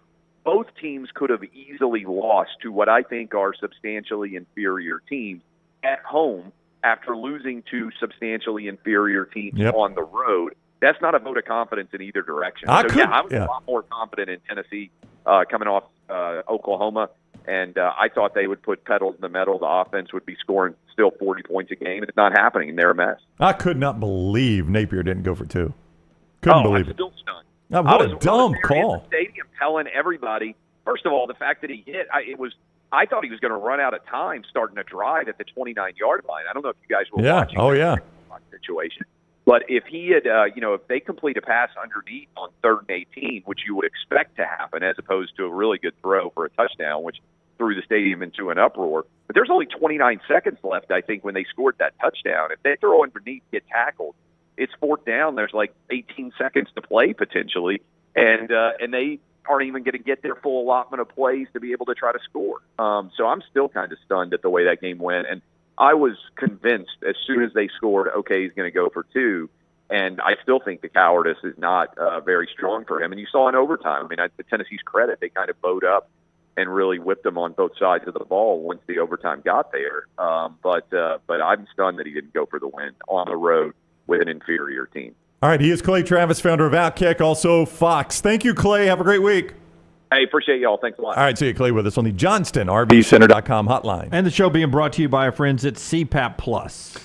If you're looking for the best CPAP gear with personal service you can trust, visit CPAP Plus, Google CPAP Plus, or stop into one of those 3 convenient locations today. Pelham, Highway 280, trustful new customers. For the Next Round viewer and listener, they've got a special $20 credit towards the purchase of a new mask, CPAP cleaner, even a travel CPAP machine. Make sure you mention the Next Round when you see the O'Neill brothers. Stop by today, CPAP Plus, where you're going to find the best service and equipment, all in stock, ready for you with hundreds of 5-star Google reviews. Trust CPAP Plus for all of your CPAP needs. CPAP Plus, where every night matters. And our friends at the Pants Store, pantstore.com, online anywhere in America, or you can go to great brick and mortar buildings in Birmingham, Huntsville, Tuscaloosa, Auburn, and Leeds.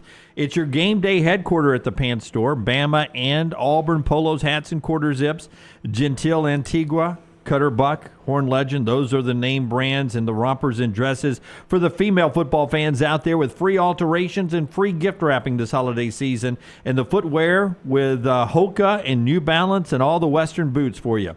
Nothing says Roll Tide and War Eagle like our friends at the Pants Store, pantstore.com. And Brownie, our friends at mybookie.ag. That's right, where you can play that Alabama-Tennessee game regardless of what point spread you thought it might be or what point spread you've got multiple bets on one way or the other. You can play it with the actual point spread right there at mybookie.ag, where Alabama is currently a 3-point favorite. That's ticked up a little bit, Dunaway. Good news for one of your bets, that it has ticked up a little bit for Alabama. I actually feel more confident in the one with Lance. I'm worried about the secondary against Tennessee. Okay. Auburn, a 4.5-point underdog. That's ticked down just a little bit at Missouri. Yeah, I took a look at the Tigers. Look out. 4.5 points right there. You can play all those games tonight. You got some college football there as well. Troy at South Alabama. The Jags, a 12.5-point home favorite in that one. MyBookie.ag. When you log on there, you're going to make your initial deposit at MyBookie.ag. Use code NEXTROUND after that deposit. As you make that deposit, and they will double it. So whatever money you put in, they're going to double it with code NEXTROUND. You can play with that right away. Win once with it. It is yours and yours forever at mybookie.ag. Code NEXTROUND. Don't forget that code. Code NEXTROUND at mybookie.ag. From SEC Mike on Twitter, SEC offensive passing efficiency entering the week. National rankings. Texas is number 6 in the country with passing efficiency. Vandy number 9 in the country, by the way. When they decide to throw, they're very good at it. LSU is 16. Ole Miss is 19. Alabama 25th, still in the top 25. Carson Beck and Georgia 26. Haven't mentioned Tennessee yet. Florida with the Mertz-Lagway duo 45th. Mississippi State, new quarterback, the Von Buren boys, 50th. A&M 52. Missouri 54. Haven't mentioned Tennessee yet. Arkansas 62. Payton Thorne earlier on the show, Auburn 67. You find Tennessee in passer efficiency rating at number 72 in the country. Here's Josh Heupel on the offensive issues right now. You obviously seemed pretty frustrated Saturday night after the game with the offense. When you went back and watched the film, do you still feel like you're as close as you felt like you were coming out of there to being, making some of those big splash plays you're talking about? Certainly there's big plays out there that we're a little bit off on. But even just, the run game, some of our pass game that's not vertically down the football field, we're close on things. 11 guys got to fully operate as one. And the good thing is we have guys that can do it. We have guys that have already done it before. We got to prepare the right way, practice really well, and take some steps. But we're fully capable of being more efficient than we were. If I told you guys to go back 25 years, and there's a better chance he threw 4 touchdowns against Texas in the Red River Shootout, or he carried in a 12-pack of Nat Light with a toga around him to a KA party. I'd go toga. Klatt with a tremendous breakdown of where it is going wrong for Nico. What? That never blows y'all away, right? Every time we play a Josh Heupel soundbite, we always go back to this guy at one point. It was a Heisman finalist. It's hard to believe. And now it's hard to believe his offense is struggling this much. You said a couple of weeks ago that you believe Tennessee might be the best team in college football. And it wasn't just you saying this. Yeah. And, the numbers defensively were what really popped. The offense was playing well the first couple of weeks of the season. Well, that's what it was. The defense was good. They're still good. Yeah. The offense is the one that was the counter punch. Like if you would have told me the offense continued to get better with Nico and the defense regressed, okay, well, that makes a little bit of sense. And I think Heupel might rather have that happen, right? Yeah. Like my quarterback's getting better. We're going to be able to outscore people. Our defense wasn't as good as we thought it would be. We've got a really good defensive line. Second, third level, little questionable. We'll take that. We'll outscore teams. But I think he's really, really frustrated right now with where this offense is. And we brought this up. This is, something we brought up going into the game against Florida. I didn't think it would be that close against Florida. I didn't think Florida would have every opportunity to win that game. But Nico's numbers from the start of the year have done nothing but decline. Well, and look at Dylan Sampson's. Yeah. Well, he did virtually nothing in the first half. Had a huge second half in the win over Florida. 112 But yards. I'm just saying the entirety of the season, Sampson's been good. Yeah. And if you got that from Sampson, you would think that you would have gotten really good quarterback play consistently from Nico. He's leading the league in rushing, and he has been over 100 yards every game except at Oklahoma, where he had 92. Right. And has a touchdown in at least every game and multiple touchdowns in all but one game. Yeah. I mean, the guy has been very dependable. And we'll see if Alabama can stop him coming up this weekend. One thing is absolutely for sure is that Georgia Tech has decided to ghost their own home stadium. I hate this. Here's the story after I tell you about our friends at Ghost Energy. Brown already hates it, but he loves Ghost Energy drinks. This segment brought to you by Ghost Energy and Ghost Hydration. Authentic flavors, zero sugars, no BS. Look for Ghost Energy and Ghost Hydration at all retailers that sell energy and hydration drinks near you. This weekend, Notre Dame, big game, playing Georgia Tech, not on campus. They're playing at Mercedes-Benz Stadium. For the first time ever next year, Georgia and Georgia Tech will not play on campus. They will play at Mercedes-Benz Stadium. They've got a 5-game agreement, Georgia Tech does, with Mercedes-Benz Stadium to play games there. And I hate this. More on-campus games, less neutral site games. And why? I mean, not that Georgia sweats Georgia Tech at all. It is far from Georgia's biggest rival, but it is Georgia Tech's biggest rival. Like, I don't think they got a bigger rival than Georgia. It seems like that atmosphere. Maybe it's just because how the games play out is awful. Yeah, I'm sure. And I don't know if it's going to be any better. I mean, maybe you stay a little warmer in December. It's going to be worse. You're going to have more Georgia fans at the game than you will Georgia Tech fans at the game now. It's all financial, though. Oh, yeah, they're making money. They're cashing checks. For Georgia Tech, they will make more money with the game at Mercedes than they will on campus. And they're going to get beat anyway. It's just if I'm a fan, I know I got to make money, but now I am basically saying we're going to make money by taking our home game and letting Georgia fans have more tickets, which is 100% what's going to happen there. Yeah. That will feel like the Georgia-Clemson game did, probably. Probably so. There'll be a certain number blocked off for Georgia Tech season ticket holders and everything, but it is also a November game where you're inside at that point, so maybe a better experience for the fans. But I'm with you. Play these games on campus. They're a lot more entertaining. When we come back, maybe 3 entertaining upsets, maybe 4 if we can all get hot at the same time. We've all had great success with the new rules of our upset alert. We will do that in the next segment. You'll be amazed. Or as Joe's test says, you will be blown away at how close this competition is on our upset alert coming up on the other side. You can play Lance's Lock tonight. We got baseball and 2 college football games. That includes Troy and South Alabama in their rivalry game, 6:30 ESPN2, lanceslock.com for maybe a play on that. Brought to you by our friends at Hemphill. Yeah, we have washed our hands of this our worst week in history. I think you guys are going to start to see this. Not that this softens the blow at all, but I'm getting texts from Furman here. This was the worst weekend, I think, in the history of sports books for Las Vegas. So bounce back, big week, 2 plays up tonight. We've got 2 sides in college football. Jump on board with us. Always brought to you by our friends at Hemphill Services. Whether you experience plumbing, heating, or cooling issues in your home or business, they are ready to serve you. 205-229-2090 or hemphillservices.com. Take the next round anywhere you go with official Next Round gear. Buy yours today at nextround.store. Bryant Bank, member FDIC, equal housing lender. Hey, you. Feel that? That's fall in the air. And New Balance Birmingham got your fresh fall pair. To kick it during game time and sport from the sideline. Come together at New Balance Birmingham on Highway 280 right next to Chick-fil-A. New Balance Birmingham, we got now. From the creators of The Next Round comes two new sites, covercrimson.com and thebarnauburn.com. Two team sites with the same excitement and information-driven content that you get every day on The Next Round. Live daily shows, recorded shows, free of charge, plus premium content with insider information starting at just $1. And it's the perfect gift for the Alabama or Auburn fan in your family. Covercrimson.com or thebarnauburn.com. Sign up today. Stop by the New York Butcher Shop and pick up the finest in certified Angus prime beef steaks and burgers, premium pork chops, ribs, and all-natural chicken cut to order just for you. Their chef-prepared entrees and side dishes are the perfect dinner-to-go choice for your family and are ready to heat at home. With a great selection of fine wines and desserts, the New York Butcher Shop is your one-stop dinner shop. 2 locations to serve you, Cahaba Heights and on Highway 119 in Greystone. The New York Butcher Shop. Rare quality, well-done service.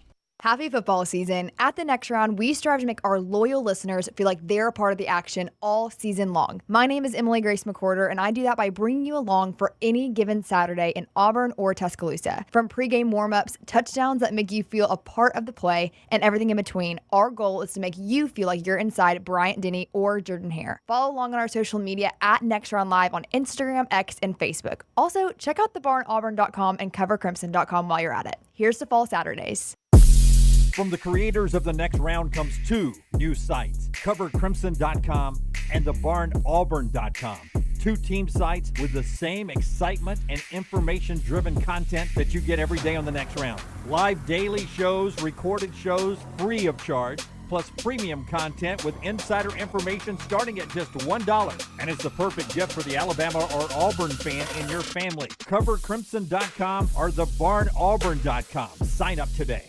Follow Next Round Live on Twitter, Instagram, Facebook, and YouTube. The social media team at Next Round Live is dedicated to giving you daily news conferences and practice video from UAB, Alabama, Auburn, and around college football. Follow and compare to the sites you used to visit. You'll also get the latest highlights and news from the Next Round Daily Show. Turn on the notifications so you don't miss a thing. Next Round Live on Twitter, Instagram, Facebook, and YouTube. See more at nextroundlive.com.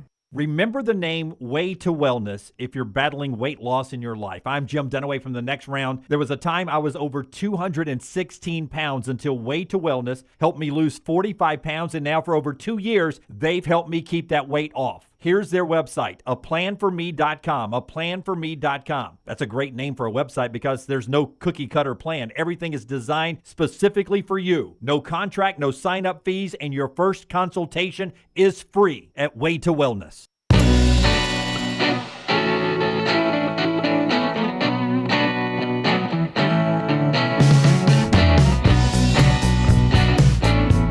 McCurry Van and Car Rental brings us the upset alert.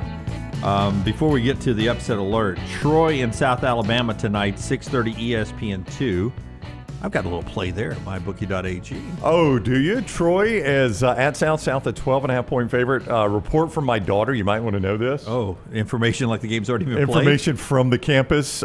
Someone came in the middle of the night and they marked out all the tees on campus, so there's no tees for Troy. Oh, no. This is a blood feud, Jim. Also, they have sold out the stadium. They've sold out the stadium. The stadium is a sellout. It's going to be, as my daughter told me, it's going to be lit at the Wit. Yep. I'm going to tell you that two team. It's not a two team because it's one team and the total. What's it called when I do the parlay? One team and the total. What's that called, Lance? It's called a parlay. It's called a two-team parlay. I got a side and total. Two teams. It's one. Oh, it's a side and total parlay. So what's your other game? There's 3 games tonight. Oh no, I'm just playing. Oh, on that one game. I'm playing Jays up. All right, so you got the Jags minus the 12 and a hook. And the over. Which is 54 and a hook. Yeah. All right. Yeah. Troy's offense has been pretty bad. That's my play. Let's see where we're going on the upset alert. Before we hit the big button, let's get an updated standings here where you just throw basically a cover over here and we're tied. I got a cover last week without an outright win, 34.5. Forster, nothing last week, right? That's right. That is correct, Jim. Okay, I don't think Lance had anything last week, but coming off of a hot streak there, and then the Brown Bandit 2 weeks in a row now. That's right, 2 straight outright winners. To get back into this. So 34.5 to 28 from top to bottom. This thing is as close as it's ever been for all 4 of us. It's brought to you by McCurry. Let's hit the big button, Tyler. The College Football Spotlight. Sound the alarm. College football's upset alert. If you need a car, van, or truck, you rent from McCurry Van and Car Rental, the local rental company you can depend on. They get you in and out fast. They got trucks, SUVs, and passenger vans. They make it easy to rent. In Coleman, 2nd Avenue Northwest, Skyland Boulevard in Tuscaloosa, also Athens, Muscle Shoals, and Huntsville. 256-559-1003. That's 256-559-1003. Or McCurryRentals.com. McCurryRentals.com. All right, let's go to our second place guy in the back. We'll start with him as we always do. Do we print the logo? Do we not print the logo? I asked you. No, I did not print a logo. Yeah. But I do have a visual. Okay. Oh, you do. Oh, okay. look, Scott coming with visual props. What we got, Scotty? I told him I needed something that I could remember. Every Saturday night or Sunday, I'm like, I am so sorry. I don't know what your pick is, an upset alert. I got to score it, and I have to text him. So we get a visual this week on Forrester's play here. What do we have? Well, you want the visual now? You do it however you want to do it, my friend. Okay. Truman the Tiger. Uh-oh. That's one of the dumbest looking mascots. It really is. I mean, as far as Tiger mascots go, it's only marginally better than Clemson's meth tiger. Yeah. I would say this tiger right here is a good point by you. That would be an off-brand cereal somewhere in a foreign country. We worry way too much about liability, Scotty. You know, back the Romans used to bring out these tigers on chains all the time, and if they got loose and they happened to maul somebody. But if you had a tiger on a chain, I think it'd be a really cool mascot. But you're right, Truman. That is a rough-looking tiger. I don't disagree. Terrible. Yeah, it's awful. Terrible. Yeah. So for that reason alone, Auburn's winning. Auburn outright over Mizzou, huh? 4.5. Auburn's got this. Okay. Right. I don't think Auburn's as bad as we think they are, and I don't think Missouri's as good as some people think they are. They're a lot closer. I was a little surprised, Lance, when that game only opened at 6. And as Scott pointed out, at mybookie.ag, it has dropped all the way down to 4.5. I thought 6 was about the number. That's where I would list it at. And, it just shows you there's smart money coming in on Auburn. 4.5 right now. Auburn was on my list. Oh, were they? My list was 3-1 last week. The whole list was 3-1? My 4 upset alerts. And you took one of the 3, and not one of the. Well, you didn't take the loser, right? Well, you got saved on yours. Arizona, yeah. Because we both were going to take Arizona. That was the only one I lost, yeah. That was the only one I lost. 3-1. So your list is 3-1, and you took the loser? Okay. I'll go next. I've said it all year long, and I'm not backing away. There's one team that is in the top 25 that is not a real football team. You hadn't even watched them. They're not a real team? They're not even a real team. They're not even a real team. Yeah, I'm not even sure. I think they're AI. Yeah. I think they're AI. Give me the Cornhuskers of Nebraska, plus the 6.5 on the road in Bloomington. Did I misspell Huskers? No, but it's a really good in. Yeah, it's an okay in. Okay, sorry, it's an okay in. The first 3 drawings, I was just trying to draw the helmet, but football helmets are not easy to draw, by the way. No, they are not. Yeah, it's quite difficult. Give me Matt Rule and everyone else that we love in Lincoln and the Cornhuskers. This has nothing to do with Nebraska. This is all about Indiana for you. It's all about Indiana. Since the minute you started talking about Coach Sid. He wants me to be so wrong on this team. He does. The first quality opponent Indiana had, I was going to jump on the upset alert if it was over 4.5. Here we are. Plus 6.5, a chance for me to go 11.5 more points into the future. Ching for me, yes. Ching. I will say whoever wins this game, it's going to set up an interesting game against Ohio State. So Nebraska wins this game. They've got 1 loss ranked against Ohio State next week. Indiana wins this game. There's a good shot that they could be 10-0 when they play Could Ohio be. State. Yeah, which would be remarkable that they're 10-0. This is the Fox Big Noon Kick right there, Nebraska and Indiana. Lance is next, and this is going to be maybe his best drawing of the year.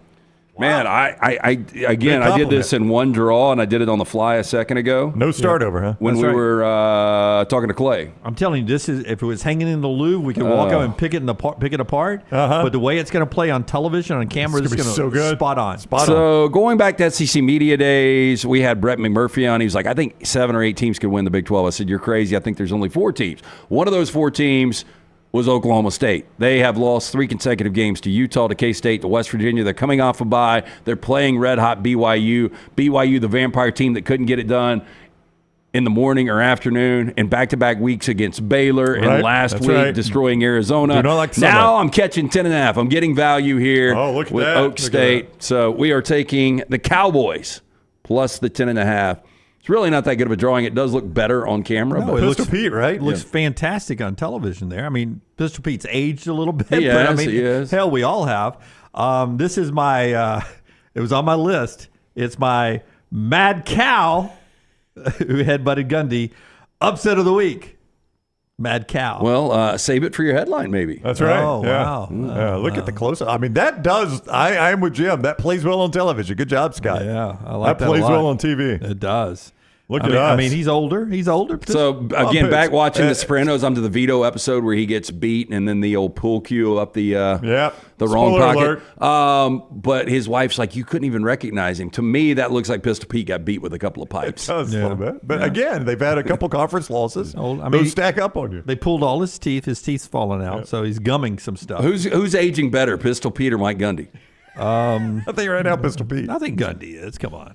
I mean, Gundy doesn't look that bad. I mean, Pistol Pete or me is a better question. What are the chances that Gundy sits back with a banquet Coors and watches Yellowstone every week? 100%. It's his favorite show. It's I'm sure. 100%. He loves it. Hey, let's bring it out. There he is. It's the Brown Hey, guys. Bandit on the 3-shot. Welcome in, Hot Brown Bandit. Hey, Jim, when you got here at 4:30 this morning, what was the weather like? 5:15, but it was 46. 46. Yes.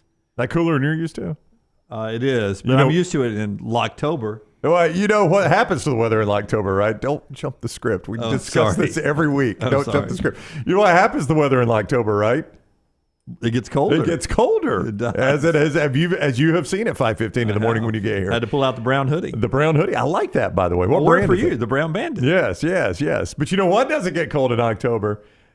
The picks, because it's October. That's right. There we go. We're there now. You almost turned it around. I almost turned it around too early. Guys, I'm going to go to a game that is not even played in a home stadium. We've got a neutral site game for some reason in the middle of the season. We had one of these last week. I did not like that upset at all. I told my listeners on my Slack channel and also at Truth Social that Texas would win by 4 touchdowns. What happened in that game? I think they won by 4 touchdowns. They did. Yeah. So, I mean, you guys, not only am I hot here on the show, if you go to my alternate channels, Parler, Truth Social, Kick. Slack, yes, my Kick channel, I give you all those free picks there too. So here's where we're going to go. We're going to go to a game that's not even played in anybody's home stadium. For whatever reason, this team has decided we're not playing home games anymore. We're just going to play at Mercedes-Benz Stadium, and it's not going to matter because I'm a rambling wreck from Georgia Tech and a hell of an engineer, a hell of an engineer. They ran out of words in their fight zone, so they kept just dropping hell. But that's what they're going to do on Notre Dame. They're going to drop hell on them. It's going to be like Tombstone, Lance, where he says, you tell him I'm coming and I'm what? Bringing hell with me. That's right. I'm a hell of an engineer. It's 11.5 points. Georgia Tech playing Notre Dame. Do you think I need one single point in this game? You know what you need is a gold marker. Yeah, that's Brown. It's going to play well on TV, though. Tyler, do you have criticism of this too? We don't need the We points. don't need the points, Yeah. Tyler. You're absolutely right. We don't need them. 11.5. Georgia Tech wins this thing outright. Much like Brown, his tee's leaning a little to the right. Hey, if you want to know how bad Jeff Collins' defense is going right now, How bad is not it? only do you score 50 at home and lose by 20 by giving up 70 to James Madison, Georgia Tech was trying to run the clock out in regulation, and Jamal Haynes takes it 70 yards to the house. Rise up. Rise They're up. playing- Rise up. They're playing at the Falcon Stadium. It is somebody's home stadium. It is. Yeah. Not Georgia Tech's, though, but it doesn't matter. That's our upset alert, brought to you by our friends at McCurry. Keep the mask on for McCurry. Oh, okay. McCurry Van and Car Rental. They're your local rental company you can depend on. You can start at McCurryRentals.com, or you can give McCurry a call. 205, or excuse me, boy, that's Fumble right there. 256-559-1003. That's 256-559-1003. Sometimes hard to read with this mask on. McCurryRentals.com. Yeah, it does look like maybe your ears are slightly offset, or maybe your eyes, but it does it does look hard to be a superhero and read through that mask. It is. You've got to get it just right. I saw the wrong. Chances you walk into a bank and withdraw something today with that mask. That's going to be very, very low. You'd withdraw 2 You bullets. think that old guy would do this? Would he? Son, you take that mask off right now. HydroLive also bringing you part of the show. IV therapy, B12 injections, cryotherapy, compression therapy, and now weight loss therapy, all under one roof. 2 locations in Birmingham, Homewood, Highway 119 in Greystone. Also a Tuscaloosa location. Very important. Mention the next round. You're going to get 20% off all those great services. Ask about memberships. You basically recoup that membership fee in just one visit with a free IV every single month. You can book online, HydroLiveTherapy.com. They're open 9 a.m. to 6 p.m. Again, very important. Mention the next round. 20% off all those great services. We still have 3 hours worth of show left on my paper over here, but only about 70 minutes to get it to you. So let's start banging some of this stuff out here real quick for you. Back to the Yahoo Sports midseason awards. Their Heisman pick, if you missed earlier in the show, their best quarterback in the country was Jalen Milroe. Their best Heisman right now, their Heisman would go to who? It's got to be Genty. It's Ashton Genty, no problem at all. Best defensive player in college football. Travis Hunter. Travis Hunter is who they went with. You got somebody else? No, I got no problem with that. Best wide receiver in college football. Oh. Did they go Trey Harris? I mean, or did they go T-Mac out of Arizona? Yeah. They went Trey Harris out of Ole Miss. Coach of the year. It was Clark a tie. Lee. Clark Lee tied with Coach Sig. It is Coach Sig and Kalani Sitake. Bryant Vincent. 5-1. National, Are you serious? National publication. All right, time out. With Clark Lee and who else? You name somebody else other than Sig. Kalani Sitake. Kalani Sitake, who has BYU. They've got Bryant Vincent and Kirk Cignetti at Yahoo Sports as their co-coach of the year at the midway point. I should have, and I was texting with our friend Brian Vincent over the weekend, I should have had him as my stock up, because it is amazing. They're off to their best start, I think, since 1987. They haven't had a winning season in 50 years. They were picked last in the conference. LT, they were a lot of people that rank 134. They had Kennesaw State at 133 and ULM at 134 in the country. Forget last in the conference. They were last in the country. Yeah, now 5-1. Now, you look at the schedule, they could realistically lose every game coming up. They could realistically win them, too. I'm just looking. They don't play. They've only got one opponent left that's got a winning record currently. Now they've got two opponents left that have a winning record currently. And Auburn is not one of them. Auburn is left, but Auburn does have a winning record. But obviously they're going to be underdogs. Yeah, I mean, they're going to be I think they're underdogs at Marshall. Marshall is one of those teams without a winning record. They're 3-3. They still play Texas State, who is 4-2. That's one of the winning records. There. They're at South. That's their next game. I think they're probably a dog there. They've got a bye right now. They're at South, but South is 2-4 going into tonight against Troy. Arkansas State, you mentioned, they're 3-3. They don't have a winning record. Louisiana is the only other one with a winning record. They're pretty good. They're 5-1. That's who they're tied with in their division. Yeah, well, even if they go 6-6, it's going to not look as good because you've got kind of a bottom falls out down the stretch. But still, if they were able to get to a bowl game, that is an incredible job by Brian Vincent. Amazing. Not related, sort of. Cut 19 if you can. Yesterday it was Tea with Trent. What's it called? Coffee with Coach. Coffee with Coach or Tea with Trent if he's coaching in Britain. Tea with Trent would not be good. Stop laughing, Forrester. Here's Coach Dilfer. Tea with Trent. UAB coming off another massive loss on the road at Army, who's nationally ranked now at number 23. And Trent Dilfer had this to say. Well, I don't know, again, if there's a whole lot to say. Another incredibly disappointing game, a game that did not reflect our week of preparation against a very good opponent, but that doesn't matter. Like, we did not play good football in any of the three phases, and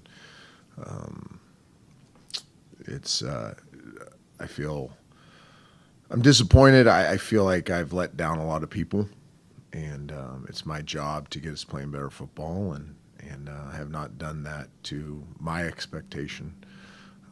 And my mindset is to change some ways I do things to hopefully get a better response from our building. Do you guys think he's back next year? No, I do not. But the big things there. I feel like I've let down a lot of people, and I forget what he said at the end about changing the way things are perceived inside our own building.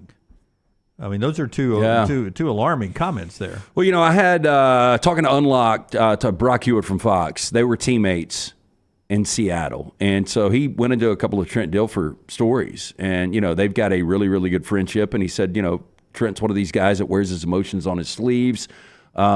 He will let his emotions sometimes get the best of him. Because, we saw that last year, you remember? Yeah, and when we were talking at Academy this past Saturday, I said it on the show, like, if he continues to lose games like this, there could be a meltdown coming. I think he's handling it the right way, and that was kind of Brock's point. You got to know your audience, and I think some of the things that he said in the past have kind of upset some people, so I think he's got to back up and try to reset this at least. And that's what he was doing there, I think. I agree. I need to change the way I do some things so people in our building handle it better or do their jobs differently. It was a humbling comment from Trent. Oddly, the only close game he's had this year against like opponents is Arkansas. I mean, it's the oddest thing. They beat Alcorn State, but that's a mismatch, obviously 41-3. But at La Monroe, they lose 32-6. They play Arkansas to 10 on the road, and that wasn't flukish. I don't know if you guys watched. I think they were up at the half, if memory serves. What was that, 30-20 or something like that? 37-27. Yeah, I think they were up at the half and hung at that game most of the game. But then Navy ran them out at home. Tulane embarrassed them by 71-to-20 at home. They lost at Army by 34 this past Saturday, 44-10. I mean, the closest game he's had is Arkansas. Before LT tells us about our friends at Milo's, I see some of you guys are talking about, like Landmine Believer, UAB is a tough job, almost zero NIL. On a side note, at the American Athletic Conference Media Day yesterday, not Memphis, not South Florida, not Wichita State, not Final Four 2 years ago, Florida Atlantic. UAB was picked by the media, or the other coaches. UAB was picked to win the AAC. They've got Yaks back. Andy Kennedy's reworked that roster again. And the other coaches looked at the league, that includes Memphis, and says UAB is the best basketball program in our league. They're the team to beat this year. Down with the UAB Blazers. That's at Media Day for the AAC yesterday. We're excited about what UAB is going to do in basketball this year.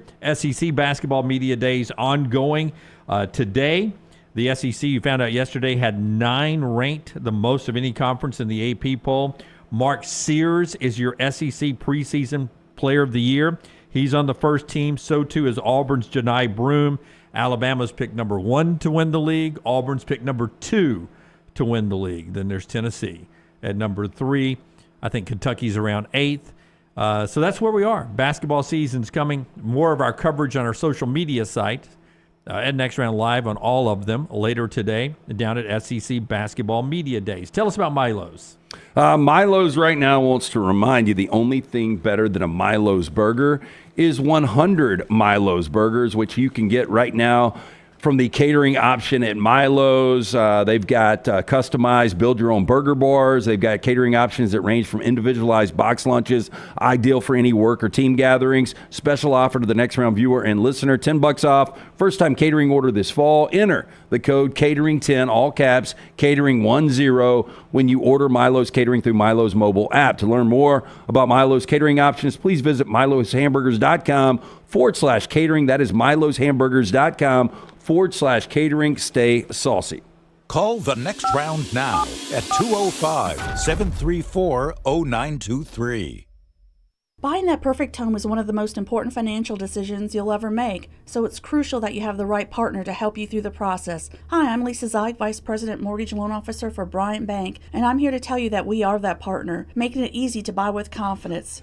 We offer a variety of mortgage products to fit your unique home buying situation. That kind of hassle-free approach might not be what you'd expect from a bank, but it's exactly what you can expect from us. Give me a call today or visit one of our 18 offices across the state of Alabama and let me show you what banking beyond expectation is all about. Are you tired of buying your CPAP mask and supplies online only to be disappointed? It's time to visit CPAP Plus, your locally owned and operated CPAP shop that prides itself on personal service. Come see what you're buying at CPAP Plus with 3 convenient locations in Pelham, Highway 280, and now open in Trussville. Drop by for a free CPAP checkup and free filters, no appointment needed. Plus, sign up for their giveaway for a chance to win a free travel CPAP machine. Just Google CPAP Plus or visit any of those 3 locations. Hey, you. Feel that? That's fall in the air. And New Balance Birmingham got your fresh fall pair. To kick it during game time and sport from the sideline. Come together at New Balance Birmingham on Highway 280 right next to Chick-fil-A. New Balance Birmingham. We got now. Twin Peaks is the best in the game. Here, you're in the red zone for every college rivalry and divisional matchup all season long. On game day, you never have to decide which teams to watch, only what combination of bites, burgers, wings, and more to order. Plus, where else are your favorite draft beers always poured at a frozen 29 degrees? Only at Twin Peaks, the #1 sports bar.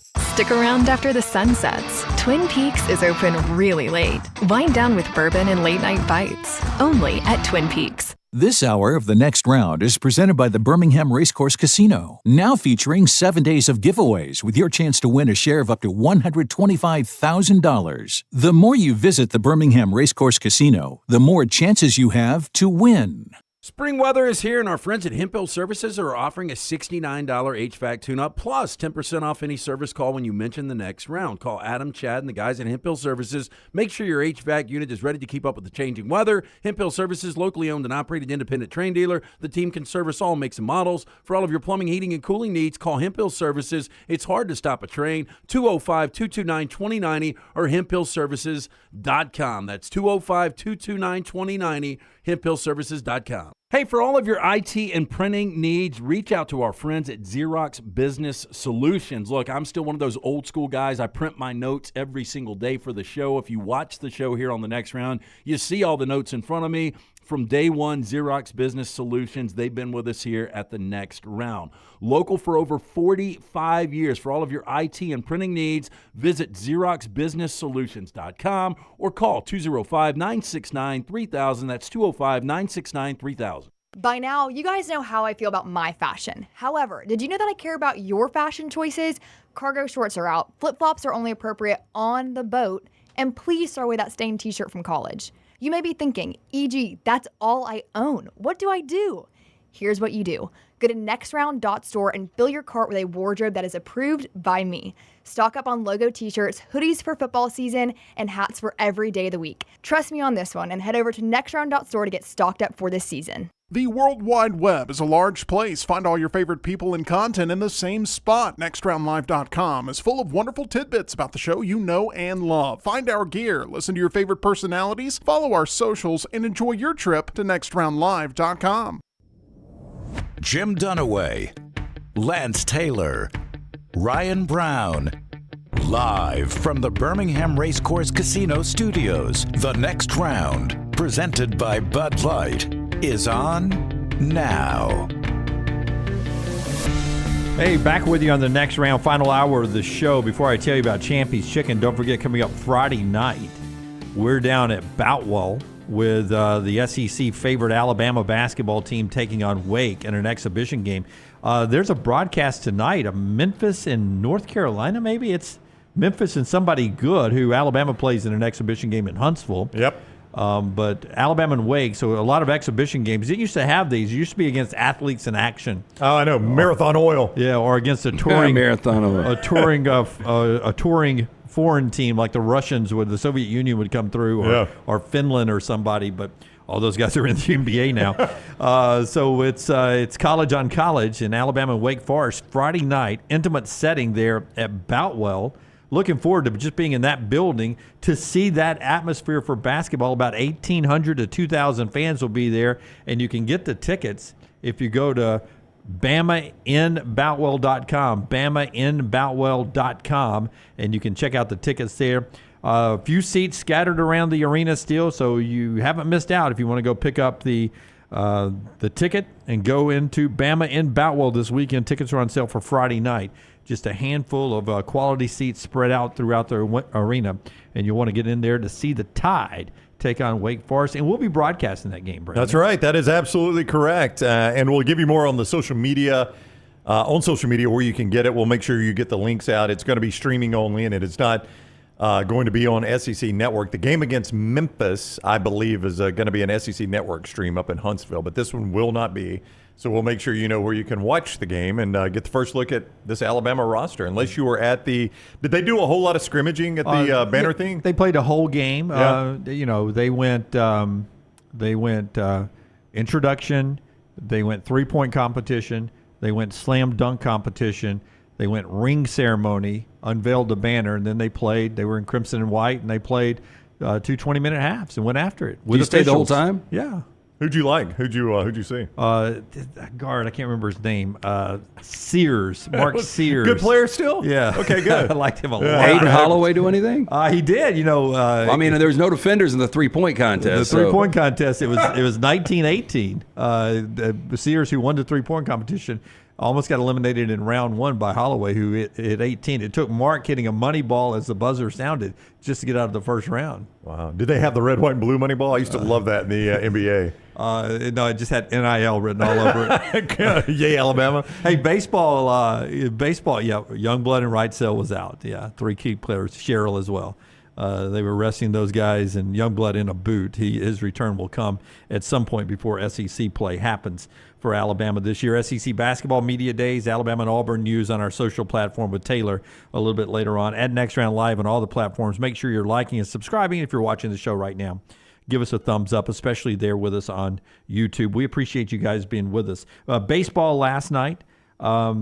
Mets beat the Dodgers 5-2. It started off with, we talked so much about 33 straight scoreless innings. It didn't last long. Francisco Lindor leads it off, boom, home run, and there you go. The streak is over with. Then they didn't slow down. The big grand slam in the second inning really did it. You know how much that streak was in my head? Lance had to call me about something earlier yesterday afternoon. Yeah, I was like, this game's already over. And you were like, your Dodgers are really handling them. I was like, no, Dodgers after Vientos a grand slam, it's 6-0 in the second. This game is over. Now, the Dodgers had opportunities, though. Late in that game, they cut it to 6-3, and, there were a couple of situations. Mookie Betts wasn't good. Shohei wasn't good yesterday. Yeah, ninth inning, 7-3, 2-on, nobody out, and it did look like their big closer couldn't find the plate for a second. Yeah, so Mets, exactly what they wanted to do. Split, get out of L.A., 1-1, Game 3 tomorrow night. I agree with you, especially daytime. I haven't seen a night playoff 4K baseball game, but that shadowy, sunny 4K action was unbelievable yesterday. So my first year to have HD was 2003. And I remember there were only, it's kind of like 4K now. You would only get, 2, 3, 4 broadcasts a week in 4K. And NHL hockey was the one that popped. Because that white ice. Yeah, and for whatever reason, baseball is the one that really pops in 4K. I have noticed, well, it changed back this week, but the ESPN 4K game used to, on YouTube TV, I can't swear it does this elsewhere, but on YouTube TV, when it would go to commercial break, it's just a what you call in the business an establishing shot, right? Yeah. It's just a big wide angle shot of the stadium. Panorama, yeah. Panorama. And no sound, and it's just quiet, which kind of bothers me because I keep it loud in my house. You've been over for a football Saturday. Lance is not, but I run the volume high. Lance does the same thing. So noticeable, Maggie will yell upstairs, why do you keep muting the commercials? I know. And I said, I'm not muting the commercials, baby. But the Auburn-Georgia game, they did not do that. They let the sound continue to play. And I'm like, oh, good, we fixed that. I kind of like it. You could hear the band playing or the stadium stuff. It's like being at the game. Yeah, that was for the Auburn-Georgia game. But then this last Saturday, I'm trying to remember which game I had on the 4K feed. It went back to quiet in the breaks. Ohio State, I bet. Ohio State, Oregon. Maybe that was on NBC. They didn't have it in 4K. There was another ABC game I was watching. Anyway. It was in 4K on Peacock. I was watching over NBC, so Peacock had it in 4K? Yeah. Dang. Peacock can take too much work to get to Peacock. I'm actually okay with that. It really is. So I don't know why ESPN does that. Sometimes it's got sound on the break and sometimes it doesn't. But if you're not watching those 4K football games, you are missing out. Like It is the difference from going from standard to high def and then high def to 4K. It looks so good. So good. I will tell you, if you want to hear me get a little animated trying to put together the quad box, the multi-view when you try to build it out yourself, because it takes forever to go down. And then you've got to, if you push exit, it's going to take you all the way back to your inputs. Yeah. No, this streaming stuff's pain in the ass. All I do is I pick the game I want, then I go to multi-view, and then I build my own as I go down. Yeah. And when you go down, you realize, okay, I can't get exactly the 4 I want. Yeah. But I got 3 of the 4, and I just make sure what I have on one of my big TVs isn't in the quad box. I'll just throw even a random game in there. Right. Well, see, that's why I would rather, like, if I've got 3 or 4 that I want, I'd rather just be able to 86 that one and just have the 3 on. Oh, can you not do that when you build your own? Because when you take one out, they want you to put one back. I don't like the 3 because it doesn't fill the whole screen. Yeah. That's just a weird quirk of mine. I don't take one out. I just build it from the beginning. I picked what was a 230 situation this past week. I can't remember. I'm trying to remember the game. The 230 game was one I was watching in HD. Well, you had Penn State USC. Yeah, and then Texas, Oklahoma. Yeah, that was the one. That was the one that was in HD. And then I had, in 4K. So then I had a quad box going, and there was several close games going on. And so I just picked the one I liked the most, and I was like, okay, multi-view, and then I just built my own. Yeah. And I think I just was running with two in my screen at that point. You can do that, yeah. So people are asking in the mybookie.ag chat room, how do you know which ones are 4K? Most of the time it's got the little logo on there, but when you join it, it asks if you want to join in 4K or just normal. But there's also a 4K tab you can click where it shows you everything that's available in 4K. Right. But on YouTube, that's on YouTube TV. Yeah, that's for me on YouTube TV, the way I saw the baseball yesterday was I just clicked on what was the afternoon on Fox. I just clicked on Fox, and then there was a little tab that said "Watch in 4K?" question mark. Yep. And I was like, "Why not?" Yes! Exclamation point. Yeah. Yes, absolutely. Now you pay extra for that. It's about $4 a month. Yeah, it's not crazy. Yeah, which is a good price. $4 a month for 4K. Yeah, I'm sure it'll be $40 by next month. I got confused early when it was choose SEC Network or ABC, and like the first option was SEC Network, and then you're watching with the split screen. And it's the StatCast. Yeah. Yeah, I don't like that. I don't like that at all. The action's too small, and I don't need all those stats. Yeah, it's like watching the Manning cast. Like if they would get rid of Eli, I could handle it. See, you do not like Eli. He is the most awkward. I like Eli. Well, not the most awkward, but he is one of the most awkward guys out there. I like the segments with Belichick on there. Just his brain explaining games, and then hearing Payton. That is really good stuff. Champy's Chicken bringing you this hour. Don't forget our friends at Champy's. They got great desserts too, made in house there. Key lime pie. Mississippi mud pie. I went to a non-sponsor and got some stuff Saturday to watch, and I got banana pudding because this place used to be known for some great banana pudding. It was green bananas. Green? Yeah. No, they didn't look green, but they were not ripe enough. They were too young. Yeah, they were too young in there, and it was the worst tasting banana. I'm a big boy. For me not to finish my banana pudding, that's how bad it was. Well, to me, a banana's got like a sweet spot of like 3 days maybe, because green is the worst. Too brown is too sweet, but that's perfect for banana pudding. Yeah. That's right. When they get old, you do banana pudding or banana bread. One of the two. That's exactly right. This was like they picked it off the tree 2 days too early and went straight to the banana pudding. But they got banana pudding that's always spot on at Champy's Chicken, Highway 119 in Alabaster. Tailgating and catering for you. Sterling will take care of you. Champy'sChicken.com or 205-621-3991. You can call that number right now and ask for Megan. See if she's there. She makes the best margaritas right there. They're monumental margaritas at 11:30 in the morning if you want those. Champy'sChicken.com. Also today, by our friends at Hemp Hill, LT. 205-229-2090. Trust the name Birmingham has trusted since 1954. For all of your plumbing, heating, and cooling issues, if any of those arise in your home or business, they are ready to serve you. Hard to stop a train. For more information, hemphillservices.com. Okay.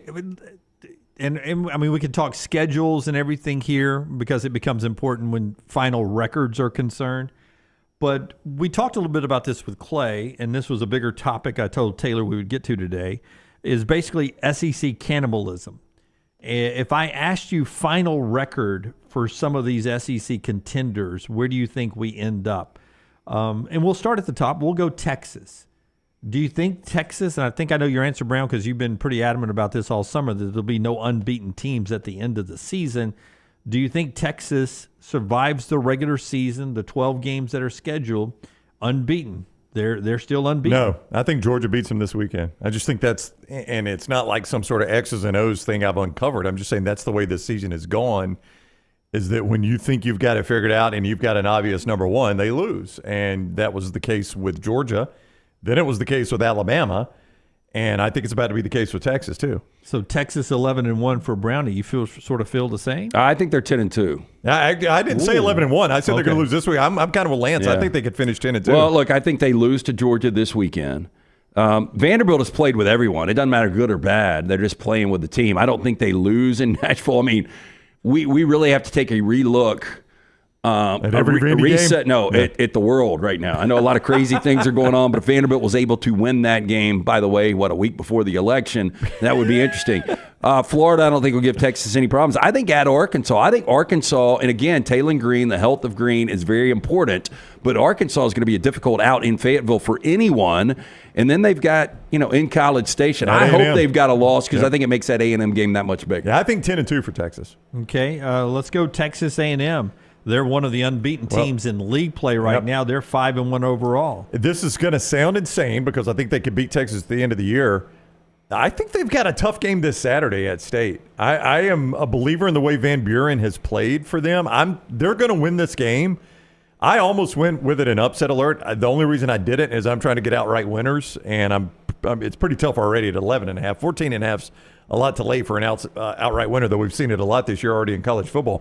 I think State plays with A&M Saturday. I think Van Buren is going to be really good, especially in Levy's system. They just got to let these guys develop together. It's why you should listen to Monday Morning Live every Monday, 7 a.m. Central, because Luganville said, I know they got an injury, but I think this leads to their better quarterback being on the field earlier. But I do think because that roster has got limitations, that Van Buren's going to have ups and downs. Even in the entirety of that game against Georgia, you saw some ups and downs, and I think A&M's going to give Van Buren fits, especially coming off a bye. I think A&M will handle LSU. I think they find a loss, though, at South Carolina, at Auburn, and I think they're 9-2 going into the Texas game. I think that's about where you find A&M. But I think they're 10-2 at the end of the year. 10-2 I think they get into. Okay, 10-2 at the end of the year, and they get into the playoffs. We're going to have a lot of 10-2s here. Go and get ready for that. Yeah, well, I mean, do you think so? Because the cannibalism, it's going to start. We got to keep up with who beats who. Because you can't say A&M beats LSU and then have LSU beating A&M. LSU is the only other unbeaten team in league play. It's A&M, Texas, and LSU unbeaten in conference play. They're 5-1 overall. How does LSU end up? LSU is kicking themselves back to the USC game because they could easily be right now 6-0. I don't think LSU's that good. I think when you look back, you had Jaden Daniels, Brian Thomas, and Malik Neighbors on one roster. I think LSU is in danger of losing 3 straight right here. In fact, Jim, their next 3 are at Arkansas Saturday night, at Texas A&M. No time on that game yet for next week. And then they play Alabama, night game at Tiger Stadium. And I think they're going to lose 3 straight. I think they could lose 3 straight. And then I think they win 3 straight, and I think at the end of the year they're 8-4. Yep. And I think LSU fans are disgusted. But I think even in that 3-game stretch, Jim, they're going to. I think they'll lose 2 of those 3 at Arkansas, at A&M, and against Alabama. And that puts them out. That's going to give them 3 losses. Georgia is 5-1 right now. Georgia, now keep in mind, they haven't played in Texas since 1958. Hey, that number keeps going up, by the way. But they're about to play their second road top 5 game of the season so far. This isn't the old SEC East. And in a crazier stat for you here, several people posted this, but Connor O'Gara, I'll give him credit because he's a friend of the show. In true road games for Kirby Smart, he's 0-3 against the top 10 in true road games on the road. He's never won a top 10 true road game. Lost this year to Alabama by 7. In 2020, lost in Tuscaloosa by 17. And in 2017, lost in Jordan-Hare by 23 to number 10 Auburn. He's never won a top 10 true road game, and he's 5-5 in top 25 true road games. It's not good. Look, if he can get past this game, and I do think they're going to beat Texas, though that number, as you said, keeps going up, which tells you more money. The bettors think Texas is going to win this game. By far the best team Texas has played this year. Oh, it's not even close. Yeah. Michigan is the best team Texas has played this year, and Georgia's infinitely better than Michigan right now. The thing after that Texas game that stands out are those back-to-backs at Ole Miss and against Tennessee. And I know, having just watched Ole Miss, you're like, there's no way they beat Georgia. Much This better year, chance to me that Ole Miss beats Georgia than Tennessee. I would in agree because Athens. Tennessee's in Athens. Yeah, I think it's 2-game season now for Georgia. If you win one of the two, I think 10-2 gets you in, and that is at Texas in Oxford. So if they win this weekend, I would be really surprised if Georgia doesn't get in. I lean they win this weekend. They're the one you could really sell me as a one-loss team. Now, they got to win this weekend to be that, obviously. So, wow, with challenges still Yeah. at Texas, at Ole Miss, and a home game with Tennessee. It's probably the one I've got the most confidence in finishing with just the one loss. Not saying they will. I'm just saying if I had to pick one of these that finished with one loss, I think I'd go Georgia. Okay, as I write Georgia down for 11-1 as a consensus here, were you guys 10-2 on Texas or 11-1? I'm 10-2. I'm 10-2. 10-2. And I'll go back and make that the group play then, 10-2. I mean, I really want to say 10-2 on Georgia too, but I've painted myself in a corner here saying they're going to beat Texas. Like I think they're 10-2 actually. If Texas beats Georgia, I just don't know how Texas then is going to find the two losses. You know what I'm saying? So 10-2 Georgia, LT? Yeah. Okay, 10-2 Georgia. That gets us to let's go to Alabama. They've got one loss so far to Vanderbilt. Hold on to beat South Carolina, on the road at Tennessee, still on the road at LSU, home to Missouri. 11-1. 11-1. Wow, really? Mm-hmm. I think so. Still buying, huh? This is this and LSU.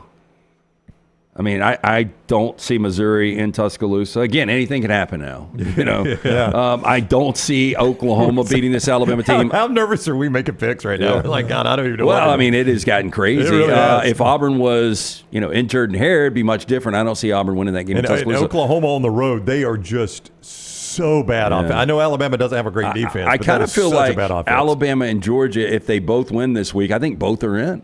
And you might have one more loss, but both Alabama and Georgia are getting in 10-2. Tennessee's a 5-1 team. What do you have on Tennessee the rest of the way Well, out? again, I think they're going to lose Saturday. I do think that they've still got Georgia to play. Think you guys had them as losing that game. They've got to play Kentucky, which is a wildly inconsistent team. But when Kentucky plays well defensively, the way this Tennessee offense is playing, I think Tennessee can find a couple more losses. Yeah, here. I think they're 9-3. Yeah. I think they lose to Alabama and they lose to Georgia. And Kentucky's a difficult game. And they're Yeah. at Vanderbilt. I Yeah. mean, I'm not going to flush that one either. I think they could find 2 or 3 more losses. Well, Missouri's a one-loss team, but you guys think that starts going downhill maybe this weekend? I do. I think they're kind of a house of cards. They might have been last year, too, winning 11 games. Do they end up 9-3, 8-4? Well, they've got Auburn this week, which is a tough game. Then they're at Alabama. They'll probably be a double-digit favorite in Tuscaloosa. Yeah, double-digit dog, yeah. Oklahoma, who, again, is awful on offense. But that South Carolina game is going to be tough on them in Columbia, the other Columbia. In South Carolina, they're at State, and they got Arkansas. I think they got a couple more losses coming. I mean, they've definitely got, of the next 3, let's just take Bama out and say that's a loss. So there's their second loss. Of those 5 games left, Auburn, Oklahoma, at South Carolina, at Mississippi State, Arkansas, I think they lose 2 of those. So I think, what are we talking? Sounds like 4 8-4, losses. yeah. 8-4. What a disappointing season for them if they're 8-4. Okay, any of the 2-loss teams win out. Arkansas, Vandy, Ole Miss, Oklahoma. Any of those 2-loss teams win out. The Ole Miss would have the best chance, but they play Georgia. I mean, they've got the best team in that group, I think, but they play Georgia. So, no, I will say none of those 2-loss teams went out. I could see Ole Miss give Georgia that second loss.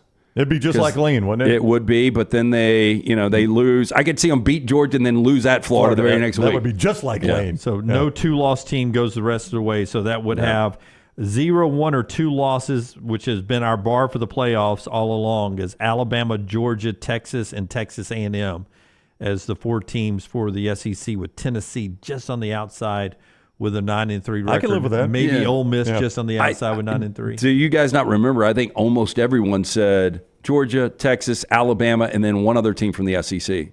And I think we're kind of back to that, especially if Alabama and Georgia win this weekend. Now, let me rewind. So give me what we came up with record-wise. What did we have? You had 11-1 Alabama, then 10-2 Georgia, Texas, and Texas A&M. So there's a chance that one of those teams takes that SEC championship game and loss and now is a 3-loss team. Yeah, but with all those 10-2s. I don't think you can punish them. No. I'm not saying that. I'm just saying, our cutoff has always been 2 losses, but it is becoming increasingly likely the way this season has played out, you're going to have a 3-loss SEC runner-up. Yeah, and I think that's where you'll see the SEC and the Big Ten saying you cannot penalize our championship game loser here. One more point Forrester is going to show us after we tell you about a couple of great sponsors here, the projected college football playoffs right now, because with every weekend, it becomes an interesting group of talented teams up there.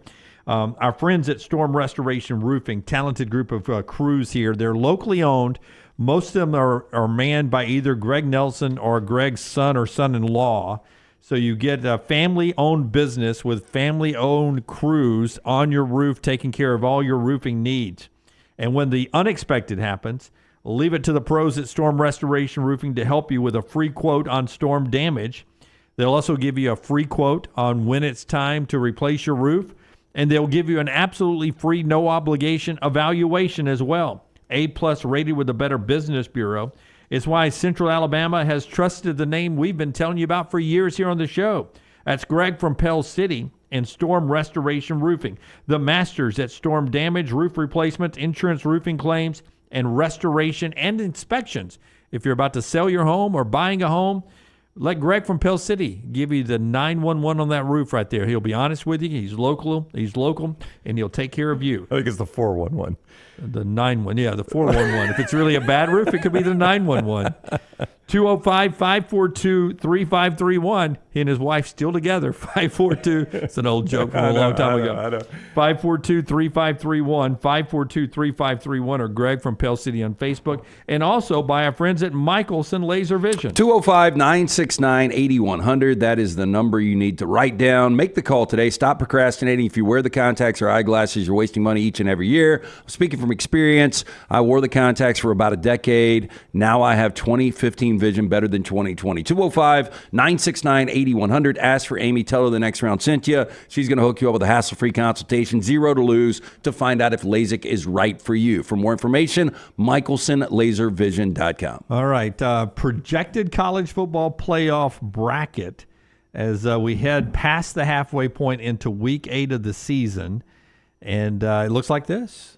From our friends at On3 Sports. We got a new opponent for Penn State. It's not Ole Miss anymore. Yeah. Number 1 is Oregon. Number 2 is Texas, which right now you would say Oregon has the best win. Texas is 2, Clemson 3, BYU. That logo looking solid at number 4 with a bye there. And then you get to the on-campus matchups. You get number 12 there. That's Navy's logo, isn't it? That is Navy's logo, playing at Ohio State. Navy at Ohio State. Number 11, Texas A&M in the snow at Penn State, who's risen up in the bracket now. Notre Dame down in Miami, Catholics versus Convicts, part 8, whatever it would be now. Notre Dame in Miami. And then a rematch in Tuscaloosa, the way that bracket lays out, Georgia and Alabama. What do you think that atmosphere would be like? It would be incredible, and Georgia fans would hate every minute of it because they think they got an Alabama problem. And, I mean, Georgia... Alabama has shown some cracks, obviously. We have seen that. But Georgia would rather play anybody in that bracket. Yep, I would agree. But Alabama. Just on the outside, first 4 out, Iowa State, LSU, Kansas State, and Tennessee. Just missing the group of 5 contenders, Army, UNLV, Boise State. I disagree with On 3 of Boise State being that far out of the mix. In fact, Boise State still with 1 loss, right? Yep. Would be my group of 5 representative because their only loss on the road to the nation's number 1 team in Oregon. Yeah, by 3. In a close game. Yeah, and Genty ran all over Oregon. So, Boise State's top 15 team, when you start to look at what's coming up for Boise, it's all about next week at UNLV. Keith says in the MyBookie.ag chat room, the Army-Navy game at the Floribama could be fun. It's always fun. We look forward to hopefully being down there if everything works out again this year. I've been asked a lot, actually, now, what happens with that Army-Navy game. I don't know if it's been talked about enough or if people just haven't paid attention, but the conference championship game in the American determines their champion, and the playoff, if their champion is in the playoffs, if they're the highest-ranked group of 5 team, that bracket is going to be set before the actual Army-Navy game. That's right. So that Army-Navy game will become an exhibition game only. It will have no impact on... stupid. I know. The AAC, it will have no impact on the bracket. The bracket will be set before the Army-Navy game. Yeah, we've talked about it a couple of times on the air that game the week before the conference championship game is the one that matters as the bracket is set. But also, it's not the highest ranked team after that next Army-Navy game. There won't be another ranking that comes out. You could lose. In fact, we said last week, I said if I was Army and I beat Navy, I'd rest my starters in the actual Army-Navy game. It's almost like the conference needs to get together with the schools. And if this was to happen undefeated, like either that is the conference championship or you play the Army-Navy game the week after, and I know somebody's going to lose money on this, one of these venues. Where is it this year? Is it MetLife? No, the Army-Navy game, to your point, they should just they play that the week later and let that be the conference championship game. We're going to 86 a conference championship. I'm sure one's been canceled before for because it's on campus. It's right? on campus. Act of God. Yeah, look, take that away, and we got to stand alone, and you've already got it penciled in. Whoever wins this game They're is the your 12 Group 5. seed. Yeah. Not a standalone anymore. It's the first day of bowl games this year because the calendar moves up. But can you imagine, though, if we had Army-Navy undefeated, and the winner is in the college football playoff? We got a live camera in Columbus. Ohio State, of course, gets the winner of this game. Ryan Day joins us now. The next week, by the way. That's right, yeah. It would be the next they week. get no bye week. Yeah. I would go on and say this, and you guys are going to disagree. I think that might be one of the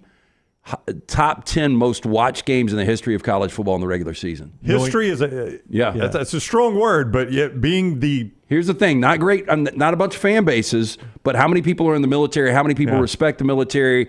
That is one of those signature games. We all watch it anyway. And for them playing for a playoff spot. It would be meaningless bowl games as far as the college sports going on. I don't know if the Saturday, I think it's still too early for Saturday NFL games. football. Yeah, I don't think so yet. So you have the only meaningful game going on in major college football would be Army-Navy.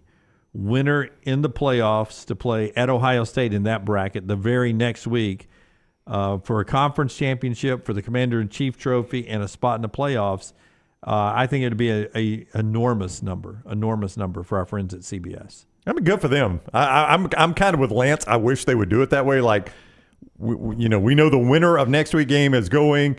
The bracket says Army/Navy in the bracket. When the bracket comes out, we don't know which one it is, and then we get the actual Army-Navy game for all the marbles. If Oregon does not lose again, if they don't lose, they're unbeaten. They go and win the Big Ten championship, and they're 13-0.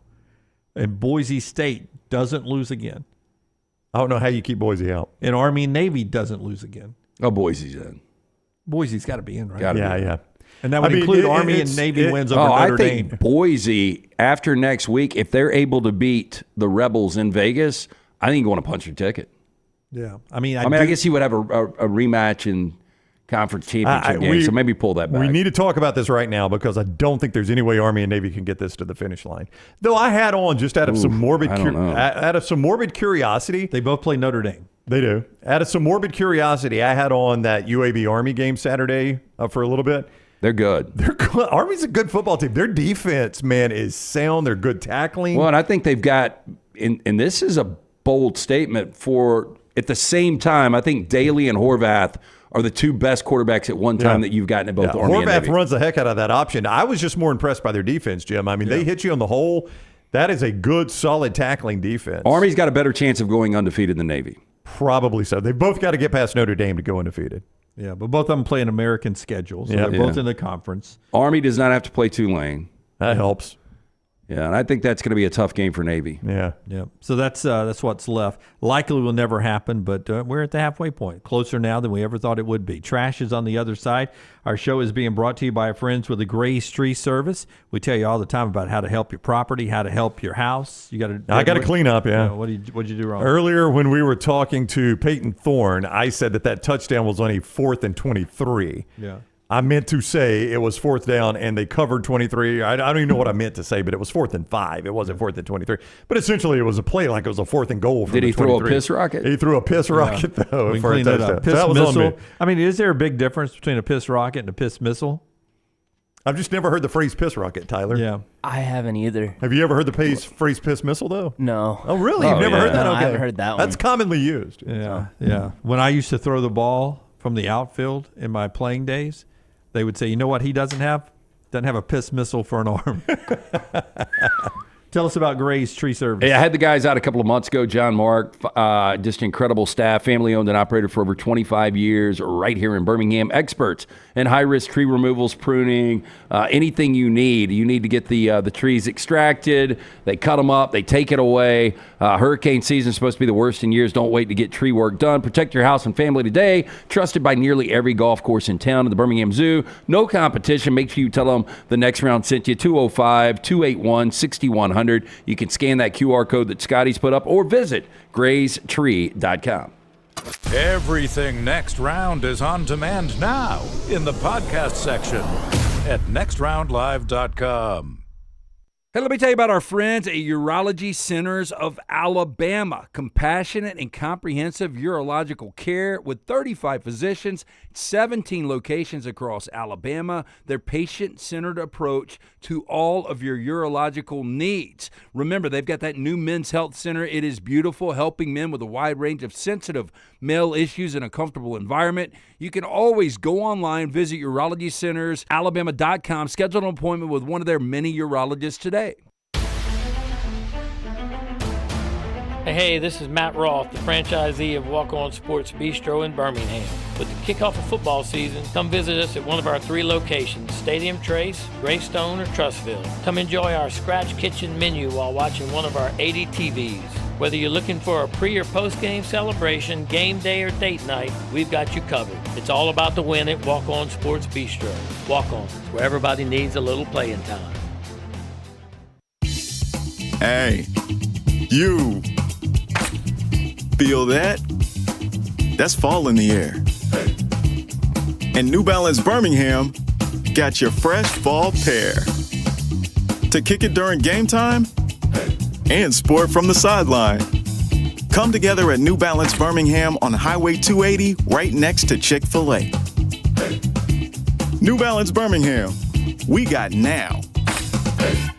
If renting is putting a dent in your bank account, here's your sign from the universe that it's time to buy a new home. And who better to help you through the ins and outs of home buying than our friends at Mortgage Right. With Mortgage Right, you don't have to worry about becoming a short notice mortgage expert because they do all the heavy lifting for you. They're trusted mortgage professionals and they'll help you choose the right mortgage option and stand by your side every step of the way. Visit mortgageright.com/TNR to buy before renting runs you dry. That's mortgageright.com/TNR. NMLS 2239, Equal Housing Lender. Hey, there's nothing worse than waking up to a plumbing problem. Don't get caught in a flooded house. Call the guys at Hemp Hill Services. Adam, Chad, and the team at Hemp Hill are the only ones I trust to fix it and fix it right the first time. Hemp Hill Services does it right and always at a fair price. For all of your plumbing, cooling, and heating needs, trust the name that Birmingham has trusted since 1954. That is Hemp Hill Services. Call now, 205-229-2090. That's 205-229-2090. This hour of The Next Round is presented by the Birmingham Racecourse Casino, now featuring 7 days of giveaways with your chance to win a share of up to $125,000. The more you visit the Birmingham Racecourse Casino, the more chances you have to win.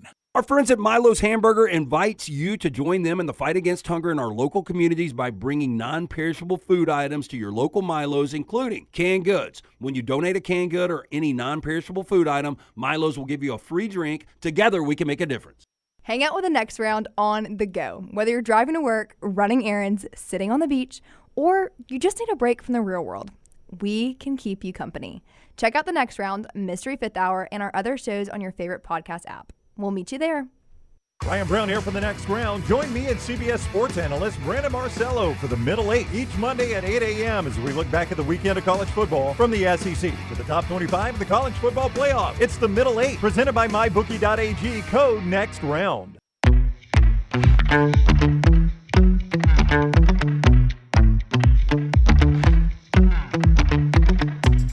Back with you on the Next Round as we continue on. Always brought to you by our friends at Bud Light. Bud Light Game Night. We're out in the Avondale area coming up Thursday night for Bud Light Game Night. Is it this Thursday? It is this Thursday. Well, you know, and the only reason I say this is last year we were doing something each and every week, so it was really easy to keep up with. Yeah, we were at the Goose Thursday night. Yeah, it's a good place right there in Avondale.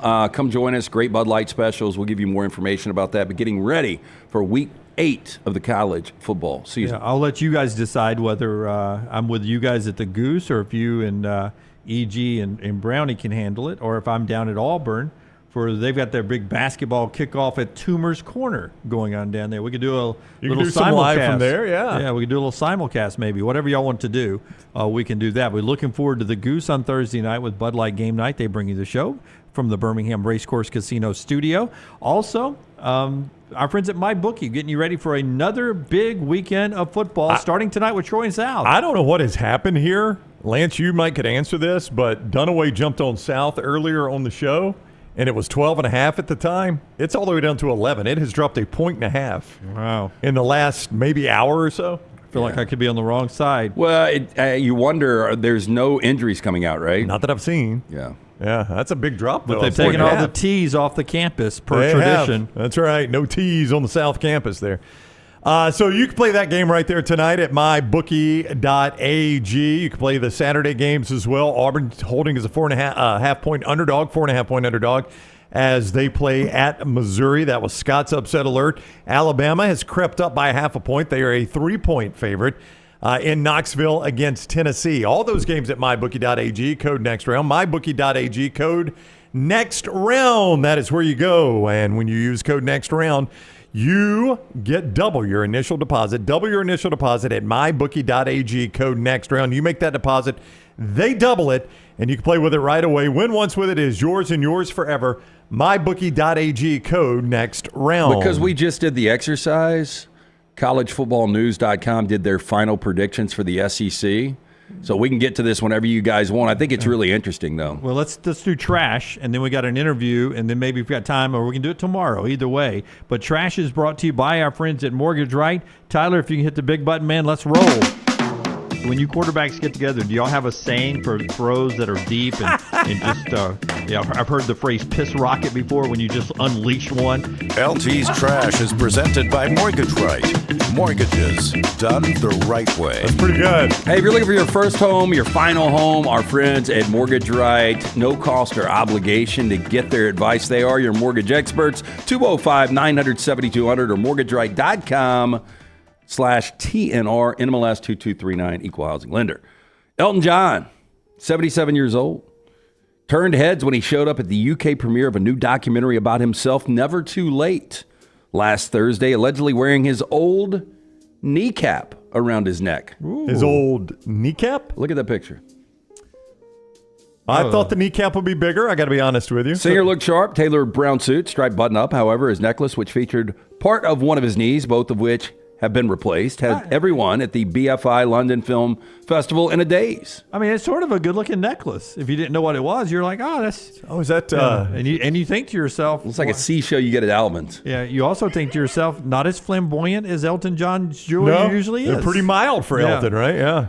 Now, he also addressed, now this was his husband, David Furnish, who directed and produced the documentary.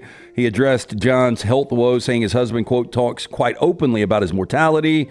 He said that's not an easy thing to hear. You're really taking his vulnerability, putting it on the screen for people to see. Now, the iconic Music Man spoke candidly about his health scares during the films showing at the New York Film Festival earlier this month. He went on to say, I don't have tonsils, adenoids, appendix. I don't have a prostate. Don't have a right hip or a left knee or a right knee. Jeez. In fact, the only thing left in me really is my left hip. Yeah, not a lot of Elton left. No. Yeah. Boy, if he shows up with his prostate on a necklace, that's going to be weird. Yeah. I don't even know what the prostate looks like out of the body, do you? Probably not good, but it smells.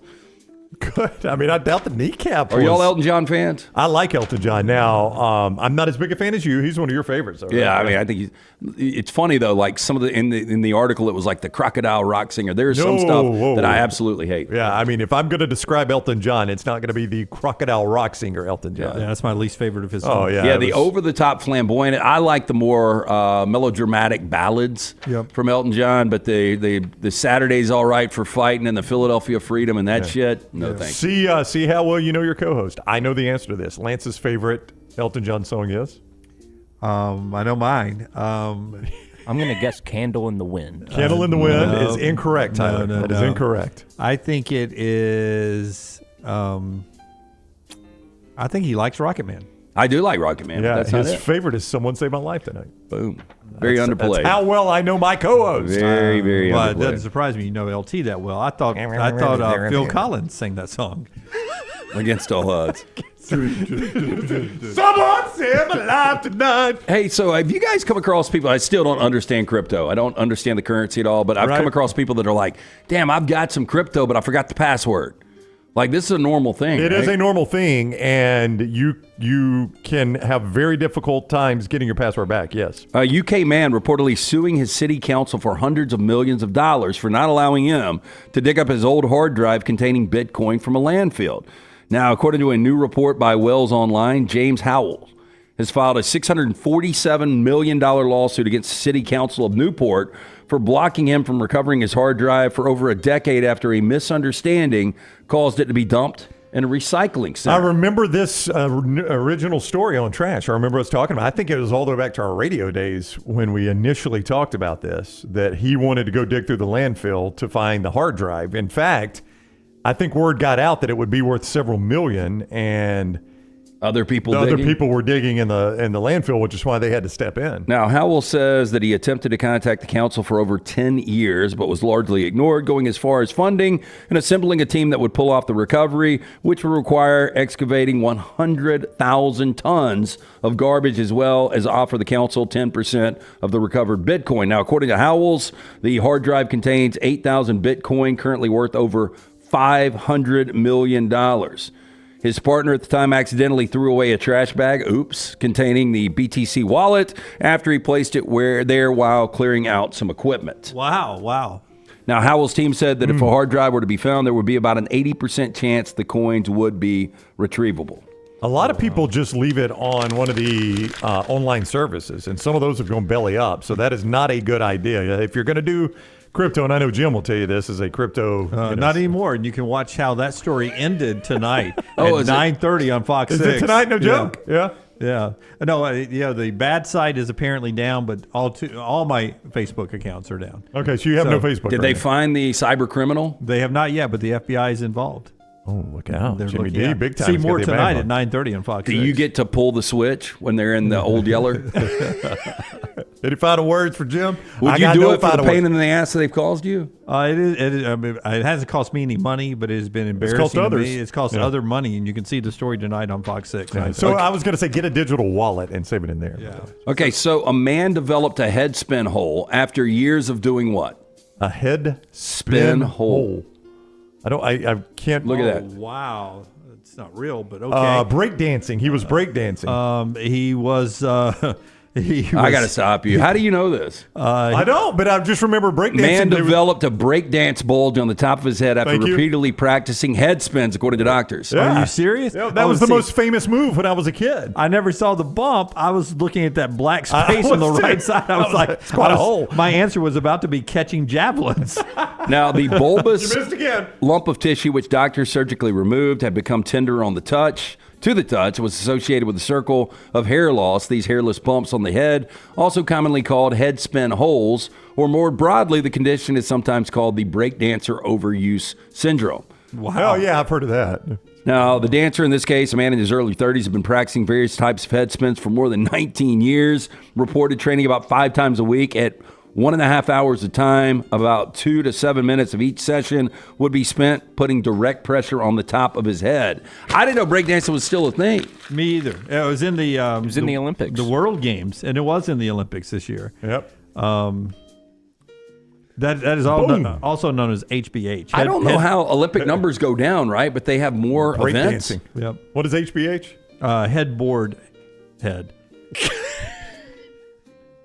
Rod in the MyBookie.ag chat room says this is where the FBI stumbles on Jim's hidden past. They get involved with like, Joe, get him. No, but Mr. Dunaway, we're going to need you to come with us. Catching javelins. hard drive. Catching javelins a better reason for that side picture over there. That thing went right between the ear holes. Okay, this final story is very confusing, Tyler. That's what trash is built on. Confused myself when I was reading it. The World Conquer Championships is investigating cheating allegations after the men's winner was found to have a steel chestnut in his pocket. Okay, all right, I need to hear more. Yeah. What's happening? I don't here? know I don't know. What do we got going on? David Jenkins won the annual title on Sunday for the first time after competing since 1977, but the 82-year-old was found to have a metal replica in his pocket wherein he was searched by organizers after his victory. Now, the retired engineer had denied using the metal variety in the tournament. Jenkins was responsible for drilling, inserting strings into other competitors' chestnuts as the competition's top judge, known as the King Conqueror. Now, this Alistair Ferguson, who lost in the men's final against Jenkins, said he was suspected, quote, foul play.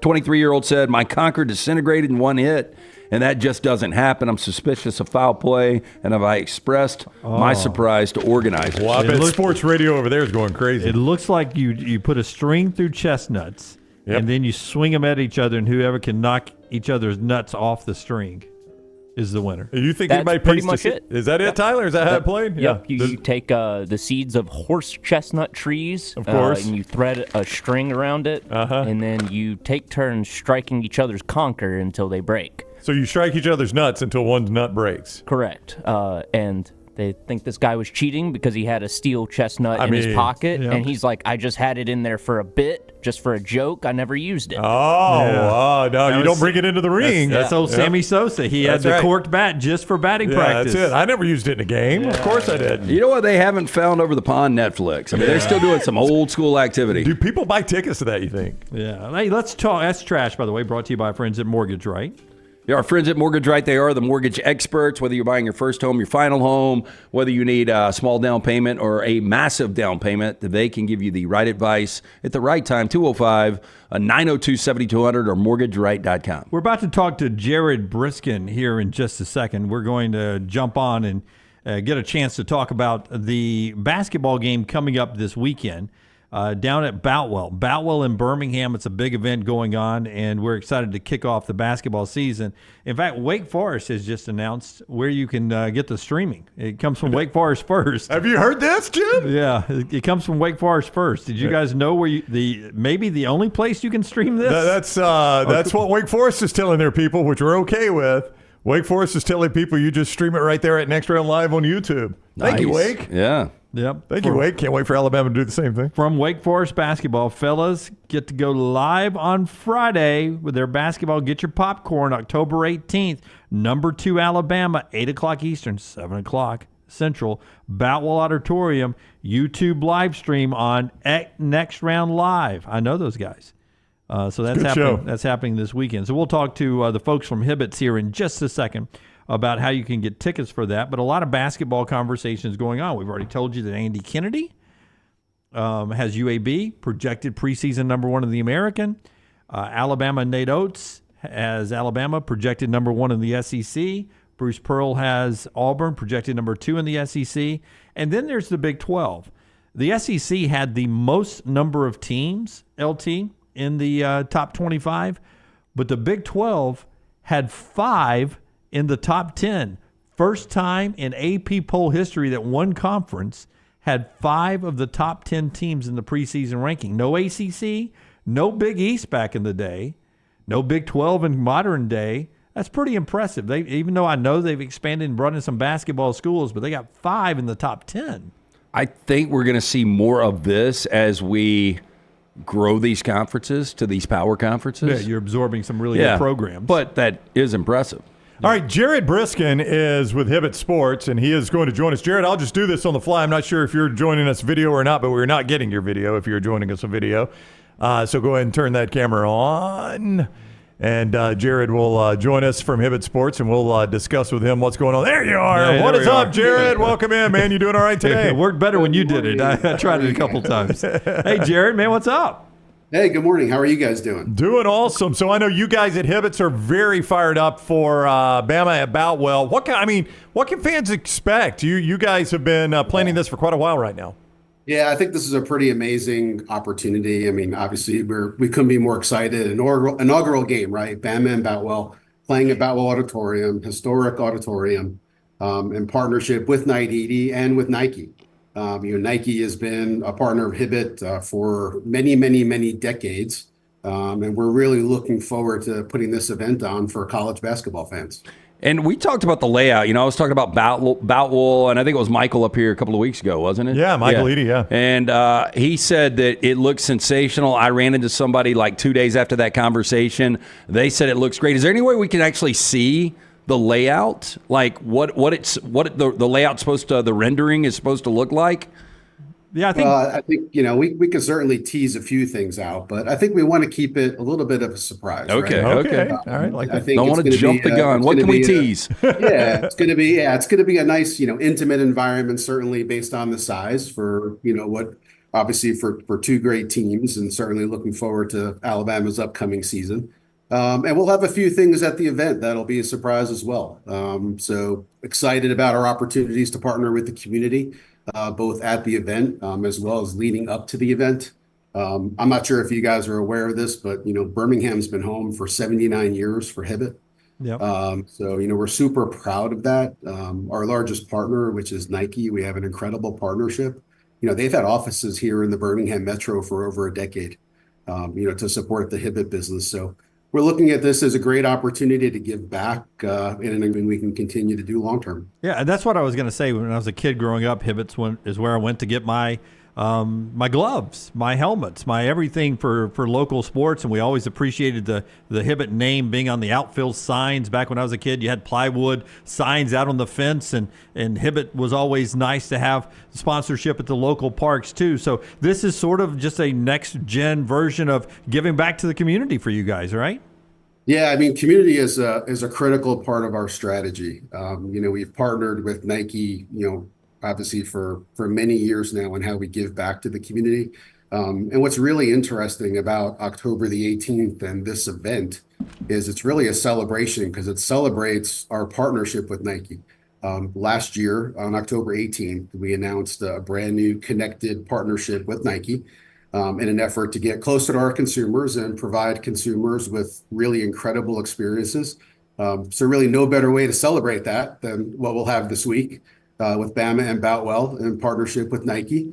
Really can't wait. All right, you can go to see more information and purchase tickets. There are still tickets available. BamaandBoutwell.com. It is Alabama Wake Forest Friday night, 7 o'clock. Nike and Hibbett presenting this game jointly, and it is going to be a fun game to watch. Alabama and Wake in Boutwell Auditorium. It is going to be a you're going to be right on top of the action. It is like you're going to be in the game. You're going to smell the sweat. It's the way you want it. Purchase tickets right there at BamaandBoutwell.com, BamaandBoutwell.com. Jared, thank you to Hibbett for making this happen, and thanks for joining us a little bit and let us know what we can expect. Thank you, guys. Appreciate it so much. Looking forward to it. Yep, take care. That's Jared Briscoe with Hibbett Sports, and they are one of the presenting sponsors, BamaandBoutwell.com. You need to make it. You need to buy tickets and go. But in the event you cannot, Lance is out of town. Me and Dunaway will be on the game. I think Brian Passink is going to join us. Yes. For a little bit. We'll talk to him. He knows this Alabama team well, and as Wake Forest is telling you, you can see it on the Next Round YouTube channel. Yeah, Thank you, Wake. Live stream on that Next Round Live. And for all you deeks out there, let us thumbs up and set your alerts. Subscribe and set your alerts and all that. We've done plenty of Wake on here. Looking forward to that happening, and we're looking forward to being down there. The Jaw 2's unveiled and all the great stuff that'll be happening, and getting to see the number 2 ranked team in the country and how talented and how deep that roster is going to look in this exhibition opener for Alabama against Wake Forest. All right. Champy's Chicken bringing you this hour. Am I mistaken, Forrester? LT wanted to see renderings. I've seen renderings somewhere. Did you? I haven't seen it. Did you not have them last week? I think it's on the website. Is it on the website? I think so. Now, I don't know how accurate that is going to be. Yeah. Let me pull up the website. Is it the back in Boutwell? Here it is. This is the rendering, LT. This is what I've seen. You see it? I mean, that is the red seats are the only that's the only level right there, right? Those red seats that we see? No, I think there's another level right above that. Okay. Yeah. But I may be wrong, Brownie. Or this could be just totally made up. That could be on my video game when I get home. My college basketball 25 video game. I mean, I've seen some good Photoshop pictures circulating, but it's going to be an intimate environment. Oh, no doubt. I would put it that way. It's got to be with the size of the venue. Yeah. But it'll be a fun time to go see that. All right, Champy's Chicken, Highway 119 in Alabaster. One big thing here at the end, LT wanted to bring up the College Football News projected SEC rating standings at the end. Champy's Chicken, they always project you a great meal, lunch and dinner. Champy'sChicken.com, great Southern fried chicken, brined overnight. Go see Sterling, Highway 119 in Alabaster. We did it earlier. What does the folks, Pete Vutak and them, say at College Football News? So they have got, I'll start from the bottom. Mississippi State 2-10. Okay. Auburn 4-8, 1-7 in conference. So this wasn't preseason. This is we're at this point. This is 8 hours ago. So Auburn's got to find a conference win somewhere to get to 1-7. Whew. I mean, used to you could depend on Vandy for being that, but I've talked to so many Auburn fans that, and I'm serious about this. I've talked to so many Auburn fans that I dread this Vandy home game. It's a month away, and I'm already. It's a no-win situation. Do you guys agree with the 2-4 start to a down the second half of the season, 2-4 again. That's what that would be. I mean, it's a tough second half. It's a tough second half. They were supposed to make their hay in the first half, right? They've got South Carolina, Kentucky, and Florida all tied at 2-6 in conference, with Florida at 5-7, Kentucky and South Carolina both 6-6. Do you think 6-6, Beamer and Napier are okay? I think Beamer is fine. I think Napier, well, they got him 5-7, 2-6. Okay, at 5-7, is he okay? I don't know. Yeah, it was Stoops, the other one that was 6-6. Yeah, Stoops fine, and he's fine because he signed that new deal. But I think it's been disappointing. Here's where we get the first major disappointment at number 11 of the 16. Ole Miss 8-4, 4-4 in conference. That's Ole Miss. Could you guys see that? That's Ole Miss under David Cutcliffe. That's only 2 more losses. I mean, Georgia and one other. You've got Georgia, and like as you said, Lane can find a loss, as we've seen already. Boy, that'd be brutal.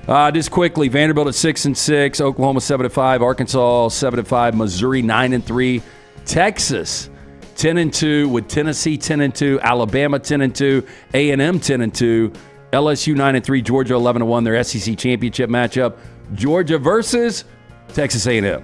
Keep in mind, I think Furman's pick in the SEC championship game was A&M and Alabama.